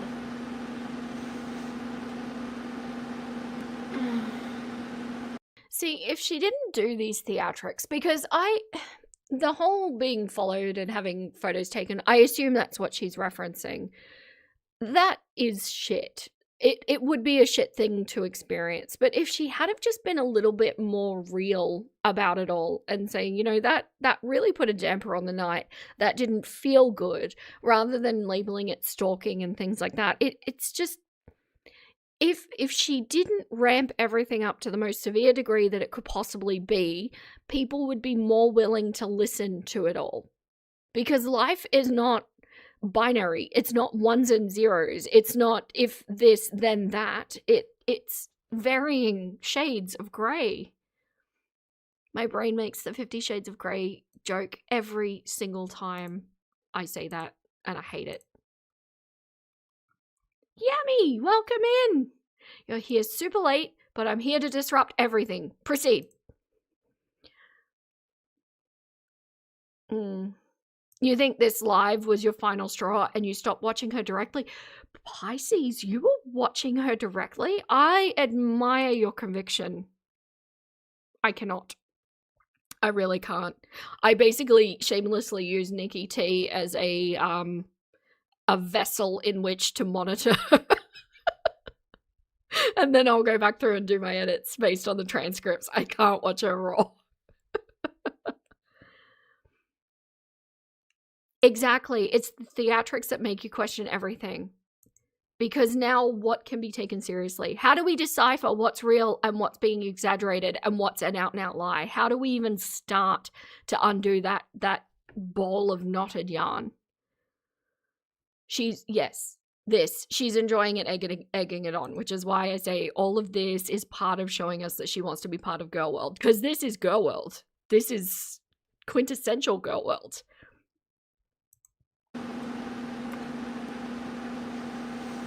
Nope. We're not doing this. I refuse. I simply refuse.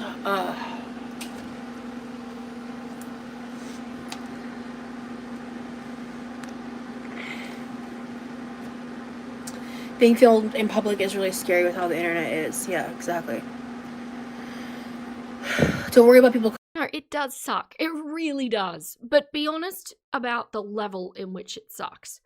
Or at least be honest about what you're afraid could happen, right? Like, talk about what your brain is doing. Talk about how it's extrapolating things out in anxiety. But all of this is just pure theatrics otherwise. Questioning content with Lee Rosie Pie. You put the vlogs out when you want. It's your audience, and it's your but a lot of our outings that we did out, I actually didn't vlog just because I wanted to spend time with him. So I would rather film in a more comfortable environment anyway.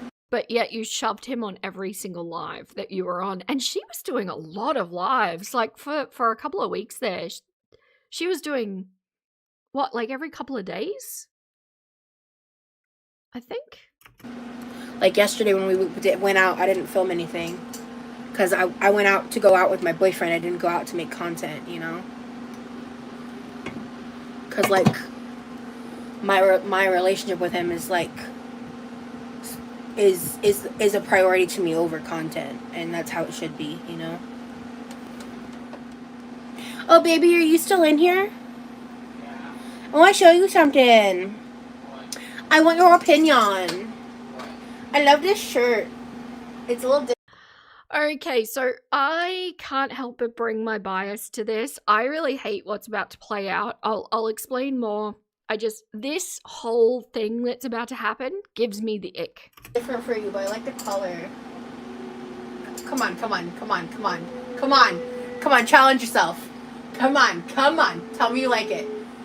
I mean, be honest, but tell me you like it, but be honest more. Like, you're gonna choose a different color. You're gonna choose a different color. Yeah, you're gonna choose it. I see it. I see it happening. That one. Fine.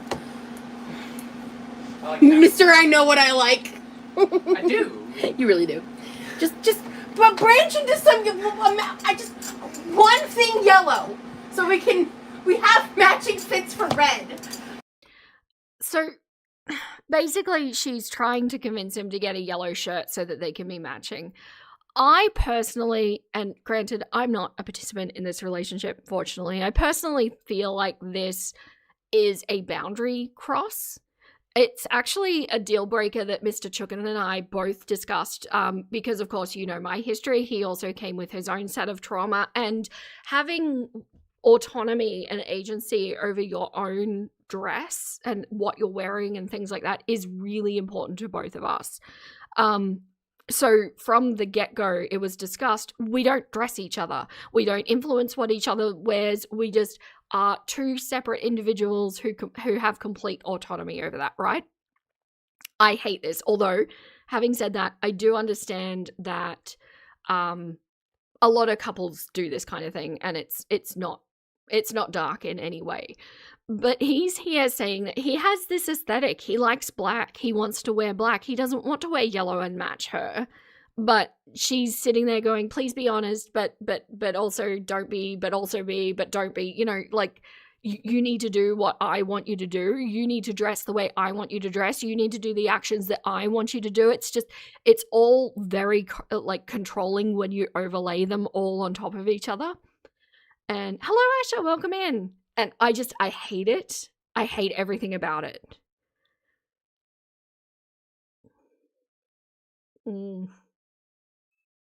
Why did she just sound like the Jelly Belly Rat Gummy review guy? No one's gonna know what you're talking about. I'm sorry, Pisces. I want to know what you're talking about, but I do not. But I want matching fits for yellow. Can't you just wear yellow? What if I wore black with yellow accents? Okay, I'm interested.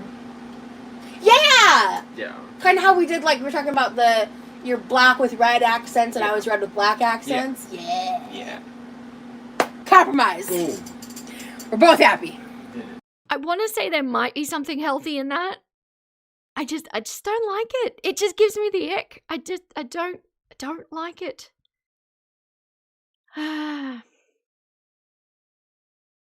You had a friend like this before and you're no longer friends. Wonder why. Yes, you hate how she's yanking him around. I hated how she's like pushing her pointed fingers into his chest. It's just so aggressive. I don't like it. There's so much about this that puts me on edge. Hello, Bex. You're late, but hi. I think the thing that gets me is finding my footing in life has made me so much gentler and less angry. Where appropriate, I love sharing that peace. She's so not peaceful. I feel that so deep. Soft signal. I get that. I get what you're saying. You bet he didn't get a lick of sleep with all that hooting and hollering in the kitchen. Oh, you're probably right.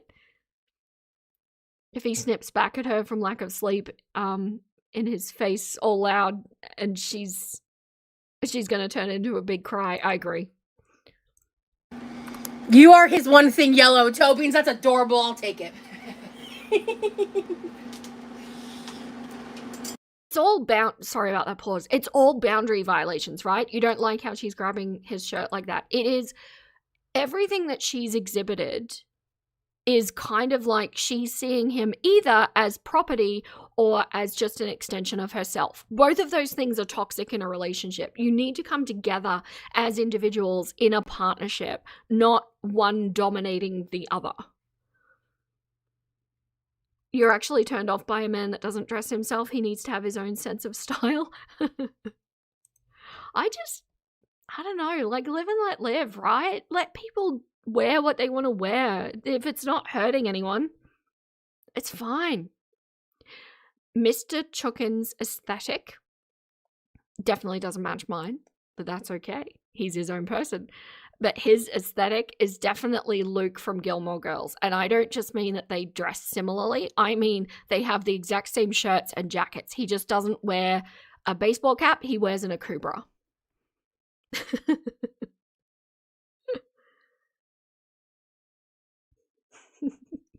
And then a hot breath kiss for the oh, yucky.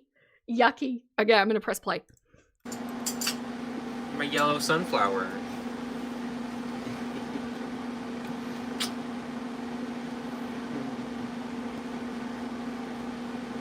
That's valid too, Nutty. Only he's compromised to get her to stop. Now she's proud of herself. I wear what I want, and everyone tries to change what we're gonna have a problem. Yeah, I agree. Yeah. Cute, good for you, Vera. Oh, he's a good egg. Your man is classic lumberjack, and that's the furthest from your aesthetic, but it's okay. It really is. I don't personally get this couple matchy thing, but yeah. You love Luke, me too. I love you. Oh yeah, How's the sauce coming? She was waiting for a kiss, wasn't she? I did want to. Oh, babe, I need you to do me a favor. I need you to go to the mini fridge and grab a Dr. Pepper. You have to sacrifice this for something. I want you to grab a Dr. Pepper, and I need you to hand me the cream and the lemon juice in the fridge. And Excuse me? you heard me. Are you I'm really sorry. I had to leave it in. about to murder a Dr. Pepper? You heard me correctly. Babe. Trust me. Have I ever led you astray? God help me.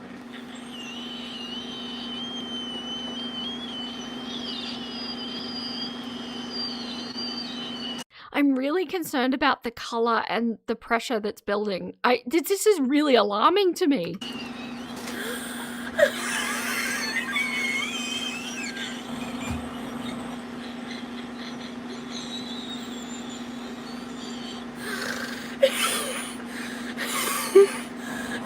But you can't look away, can you?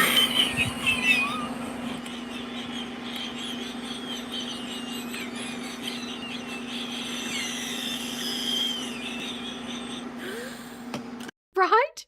Is she okay? I know. Yeah, she sounds like a teapot. She does. It's whistling. It's boiled. Kettle's ready. Okay, so I did cut out the what was it called? The dirty soda or something? I don't know. Anyway, I shouldn't have cut it out of my edit because it turns out that she was using week past expired cream in this soda. I don't know. Like, I feel like an argument could be made for her system being used to all of the off food that she consumes, and not just the off food, right? Because we've heard that the rice gets left in the rice cooker for 4 days, which rice after just an hour at room temperature can grow some really, really serious bacteria that is life-threatening.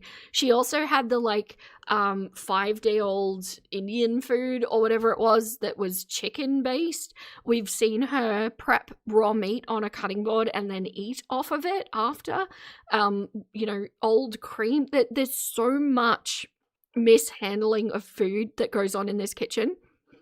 I worry about what comes out the other end genuinely. But if we could say that the body gets used to it, like maybe her microbiome has worked out how to circumnavigate this situation. But how do you think Remilee went entering this house with this kind of food preparation after having not been exposed to it? How do you think he went? And how long do you think it takes to get used to that kind of thing? Because I would bet it's probably more than a month. I'm telling you, poo is life. I'm going to talk about it. Not that I've seen she ever mentioned food poisoning. Like, she never talks about tummy upsets or anything. But they do have a lot of air freshener in the toilet, like a lot. It was also heavy cream, butter, and then lemon juice, yeah. Yeah, so not only was the cream old, but then it gets curdled by the lemon juice, and it's all kinds of disgusting fun. This is why you think she shat in the pool? Do you really? I'm kind of not surprised. Because then you add other things on top of it, and... Yeah, I heard this. Dirty soda is a Mormon invention. It was the fault of the Mormons... It was the fault of the Mormons that the cream went bad. Dun, dun, dun. The smells, right? Yeah, he's probably shitting and crying. I'm legitimately worried about their digestive systems at this point. You just full body shivered. You imagine what comes out is on foodie levels. I agree with you. I think that's pretty much what we're talking about. But even foodie is better with this kind of thing. So, yeah, you're spreading misinformation. At least you're honest about it. Yeah, I don't know. She has seemingly superhuman levels of gut flora going on. That's my only conclusion. I think I'm missing something. Onions. Oh, that laugh, though.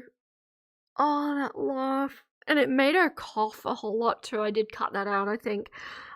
So we're bringing up the onions again because, of course, Remilee had gone to have a nap. Now he's back. Now we're going to bring up the onions that he said no to. Always comes back to onions. Every time. Yeah, right? It makes you wonder why Levi wanted his hot dogs blown up in the microwave. He didn't want her to make his food. I wouldn't either. Like, seriously, this is health hazard kind of stuff. Restaurants, if this were a restaurant, it would be shut down because it's a public health concern. Yes, I said that. The cream was, a week out of date. Yep, nothing like week out of date cream. And not even, she didn't even just open that either. So it wasn't, like, it would have been better if it had been sealed and then opened a week later. But it had been opened, gone a week out of date, and then consumed. No. I know. Girl, it's not funny. Go cut your own clucking onions. Mm-hmm. She isn't funny. No, I don't think this is funny either. Facts, this is beyond dangerous. Yeah.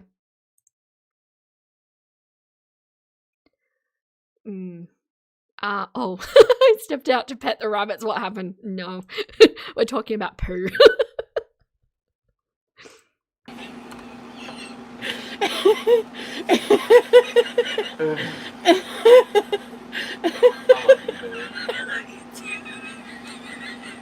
You know what? You said there's never a dull moment. Never a dull moment. Hey, you should be charging. Baby, can you unplug it from the wall and plug it back in? Get off your chair, use it as a moment of exercise, and plug in the thing yourself, please. There we go. We're charging. Oh no, green onions and spaghetti sauce? Oh. No, I normally chop onions and saute them, but if you weren't here at the beginning of the live, I looked at him and I asked him if he was up for chopping onions. He said no, and I'm like, yeah, me neither. So I was like, fuck the onions. And then hours pass, I taste it, something's missing. Just going on and on about these clucking onions. Like, if he didn't want to chop them, that's absolutely fine. He is a sentient being and gets to choose that. Roz, cut your onions. The fact that it hurts your wrist is because you sit down and with no leverage and try and cut something from a seated position on a bench that is way too high to be doing that. If you stood up and actually used your arm the way that it's supposed to be used while cutting onions, you would find it to be much, much easier on your wrists and hands. But we can't stand up, not even long enough to cut onions. He does look so unhappy. He does. So, again, though, I don't know if it's just because that's the way he looks or if he is genuinely unhappy. I'm leaning towards genuinely unhappy. How does she not have a chopper? It's on her wish list. Be like, what a baby. Do you want to fix that for her? He's so over it. Yeah. Oh my god, imagine if she accidentally killed him. Like, with her food. Oh, that'd be a bad way to go. When does it stop being just inappropriate food prep and starts being poisoning? Interesting. Yes, and a dull knife on unfriendly surfaces for knives. Yeah. I hope he is, Beauvais. I hope he is rethinking his life choices. I hope that he got home after this visit and has decided, this is not for me. I can do better. I deserve better. But if he does move in with her, I'm going to leave room for the fact that this still is very likely to be a highly abusive and controlling relationship.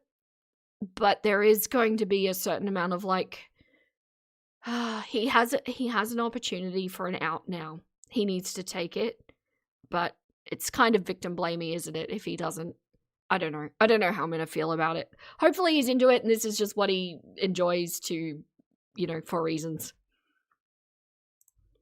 The onions I chose not to put in it, bitch.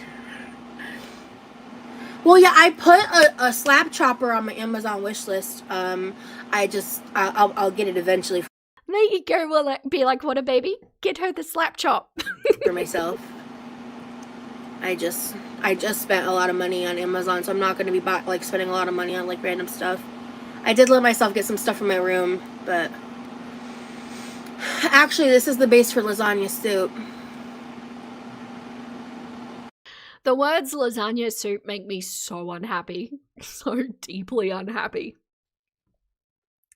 Oh, true, I didn't pick up that it was his very last one, and it's his most favorite thing. He even has jammies in it. That is rude. That is so selfish. And to make something that's shit. Not to say that all dirty sodas are shit, I don't know, but that one that she made absolutely was because of the out-of-date cream. Yes, his warranty is almost up. He better make his decision because it's up to you if this will be a lifetime guarantee for you. That's really true, isn't it? He is at a crossroads at the moment. And I really hope for his well-being that either he's very into it or he makes the right choice. Lasagna soup shouldn't be in the same recipe title. No, do you remember? Do you remember there was an episode on Friends where Rachel was trying to make a trifle and the recipe pages got stuck together and she wound up making half a trifle, half like a casserole thing? I've forgotten what it was.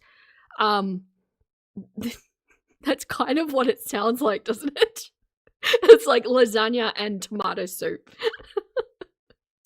I feel like this isn't my best work for red sauce. And I think the onions are a big part of it. But you could have cut your own onions. Stop it. Like, it's such an overlay of guilt. It's so passive aggressive. It's so incessant. And like, what are we to be believing that this live ended and then she never mentioned the onions to him again? It's horrible. This interaction would have been enough for me to break up with her. It's a deal breaker. This is unacceptable. It's disrespectful treatment to your person.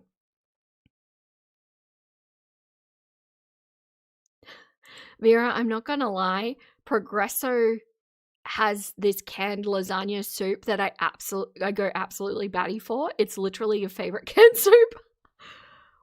I don't know that we have that in Australia. Would you want Roz's lasagna soup though?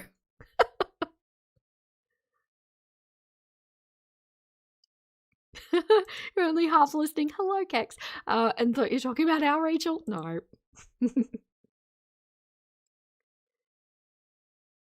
It doesn't make any sense. The whole point of lasagna is that it's layered. Yep. So she's essentially making a cheesy, tomatoey, pasta-y gloop. I guess. Sort of. Also something else. I think I'm forgetting an ingredient. And it's bugging me. I feel like I'm forgetting something. And I don't know what it is. Like besides the onions. It's like eating at me. I honestly think it's just the onion that's missing, and I really love onion. That was a cut, by the way. I cut things out. She's still talking about the clucking onions. It's just incessant at this point. I think that's the problem. I don't put heavy cream in my red sauce. Lying. I'm kidding. That's a joke. I know.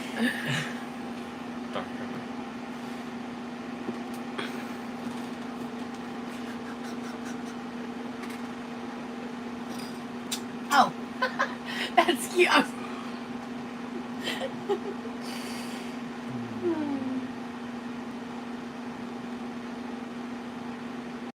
I personally find all this a little weird. I don't think it's weird that there's affection within the relationship. I find it weird to do it on a live. I don't know. It just seems very performative to me. She doesn't think he's funny right now. No, we need to be more passive aggressive.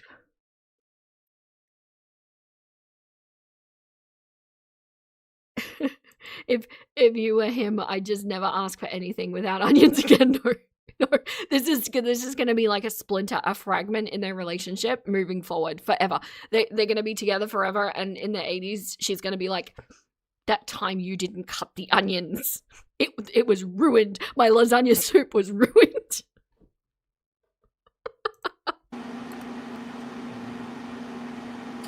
that you're here. Yeah. I love that I'm here too. She keeps asking him for kisses and he keeps resisting. I wonder if it's because he genuinely doesn't want to kiss her because, I don't know, she's gross in some way or smells or whatever, or if he's sensitive to doing it on camera because it is a little weird to be doing it on camera. Oh, the way did you see that? Did you see the way he touched her? Watch the way he like moves his fingers when he moves her dangly thing. I love that you're here. Yeah. I love that I'm here too. Are you watching? Watching?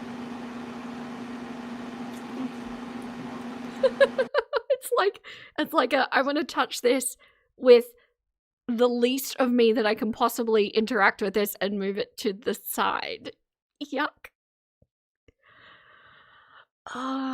She's recoiling from him. He's recoiling from her. Yeah, she probably hasn't flossed in ever. Honestly, I also have gotten a glimpse at the state of her teeth, and I would probably imagine that there's some other dental hygiene issues going on.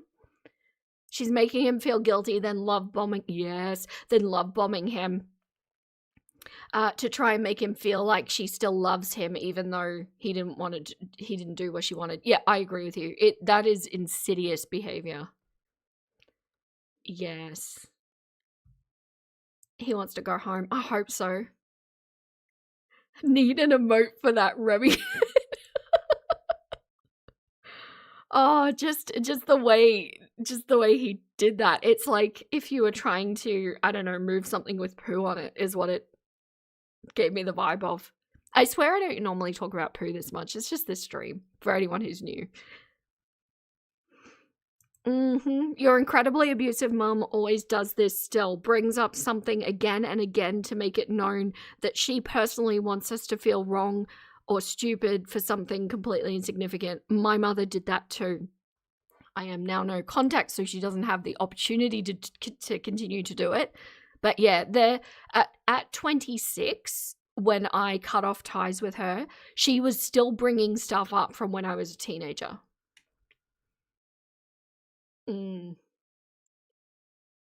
Yeah, that's how narcs get entangled in their web of full-on cluckery. Yeah, it's really bad. Some of the signs that we've witnessed here are really glaring red flags that are going on that, to me, say this is an abusive relationship. It's how he's perceiving it that matters, that we don't know.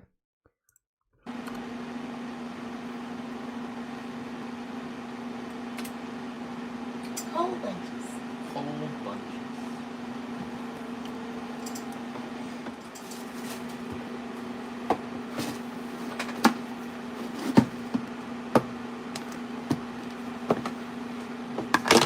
I think it's not sweet enough. I think. Okay. Anyone who hasn't seen this, if you're not looking at the screen, look at the screen. Check out how long she pours this sugar. That's the problem.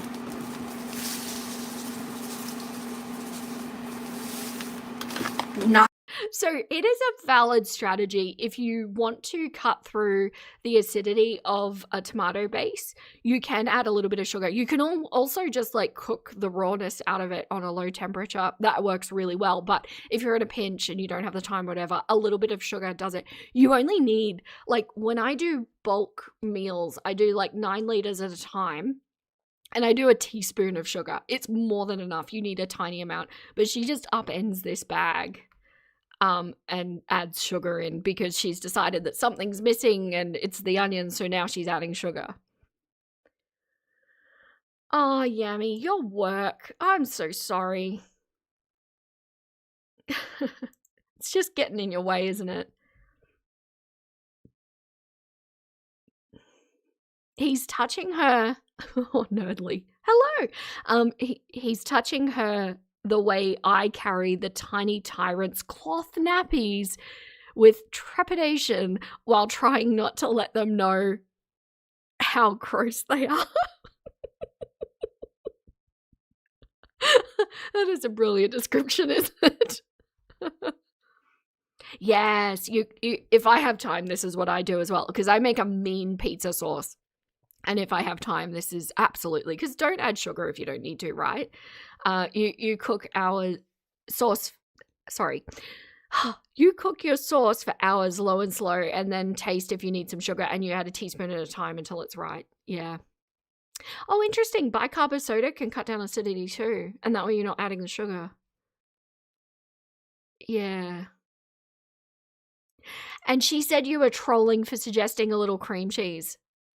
Because cheese in pasta is a wild concept. Okay. Yeah, you always add maybe a teaspoon on 500 mils of tomato or more.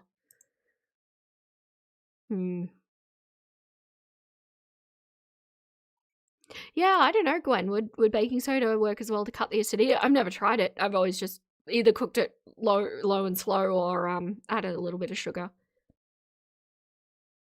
Better for canned tomato. What about tomato paste? You're salty about it. That's okay. You can be salty about it. Rant as much as you want. And when he does leave her, we're going to hear the 7 years of abuse, hatred, manipulation. Yeah. I agree. She's already, I don't think he sees it, but she's already set him up to be able to turn around to people and say, look, he was this abusive feeder. I'm lucky to have gotten out. Look how horrible he is. He's set for that storyline. People are going to believe it too. And if he's got a career to worry about, this could be devastating.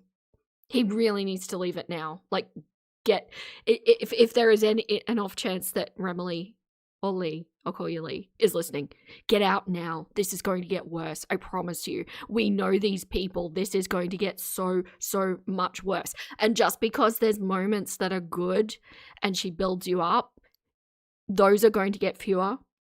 The passive aggression, the violence, the manipulation is going to get worse. Hear me when I say that. Just on the off chance he hears this. Get the cluck out now. You might be alone, but you love the acidity of tomato sauce. It has its place. It does. But I personally don't like it in my pizza sauce, which is why I get rid of it. Because when you cook tomato paste correctly, it gets a really warm, umami. It's yummy. I love cooking. Don't get lost in the sauce.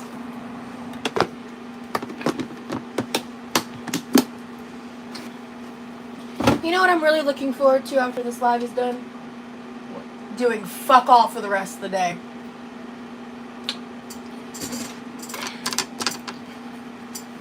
Is that different to normal? I did too much yesterday. Yeah. I was like, we'll go live today, and after. Roz and I have twin freckles. Nuggets. I hate these parallels. These two here, mine are smaller, but they're in the exact same place. No. Oh, rude. After that, fuck all. Because I think I'm calling it. It's like, oh wow, I was supposed to end this live 30 minutes ago. Oh no, it's okay. They're slightly different because mine, when I close my arm, they meet. Hers don't meet. We're good. Everything's fine. It wasn't sweet enough. I fixed it. Well, I'm gonna go before some of these trolls piss me off. Because I've been unfiltered enough today. I hope to come back to you well rested and more in control of my mouth. That's the goal for the next live. Because I had some words to happen today. Half of them weren't right. Half of them were misspoken. But we're here. Oh, yeah. You've just seen his hairline. A lot of, I'm surprised this is the first time you've seen it. A lot of reaction channels are making fun of it. I don't want to just because he can't help it. But yeah, she's absolutely going to use that. Yeah. Hairlines are not like weight, for example, where it can be rectified and reversed necessarily. Vera, no! I'm a little stretched out. Oh, thank you. Thank you. That makes me feel so much better, Pisces.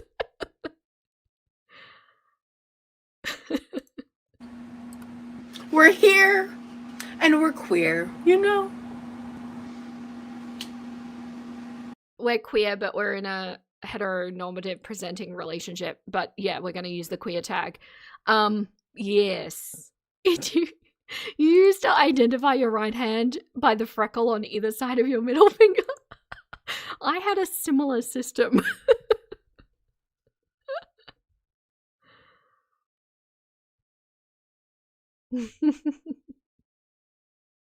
You were so right earlier about how she's so much more dangerous because of her need for fame. ALR, Foodie Beauty, Nico, all that shit happened to them, and Rosie is making it all happen for her. Yeah, you're right. There is a distinction there. Yeah, there really is. She's gonna get off live and rip him a new one. That's what I was worried about, because the repeated bringing it up in the live, I have no reason to think that she just immediately dropped that at the end of this live. And I don't think it would have been as polite. Have you ever done a finger clap?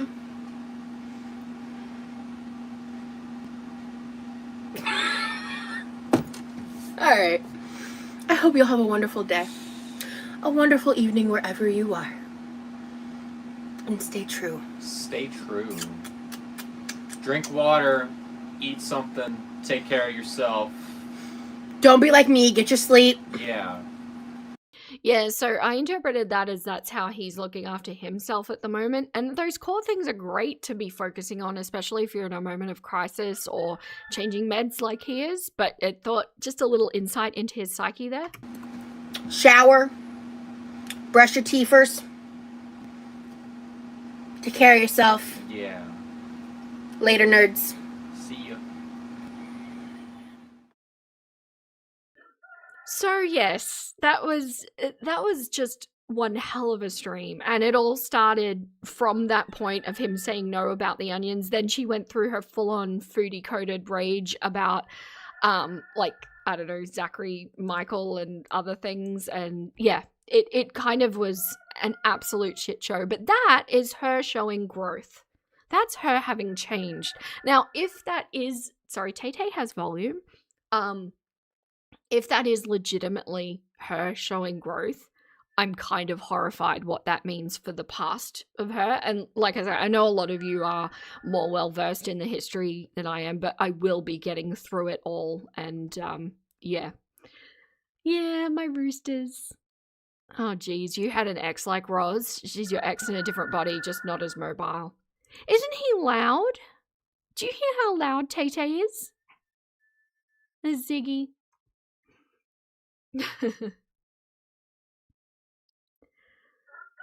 Sounds like her pool pH goes through more changes than Ross does. Well, apparently not at the moment. Alright, everyone, that is what I've got for you today. Thank you so much for everyone being in here, whether you're chatting or lurking or giving super chats and gifting memberships. I appreciate you all so much. Thank you so much to all my mods who are in here tonight as well. I know that you've got incredibly busy schedules, and I'm just grateful that you appear in support at all. Thank you. But let him speak. Oh, he speaks. I can't stop him. But that is all the clocks I have left to give. Stay golden, my little nuggets, and I'll catch you next time.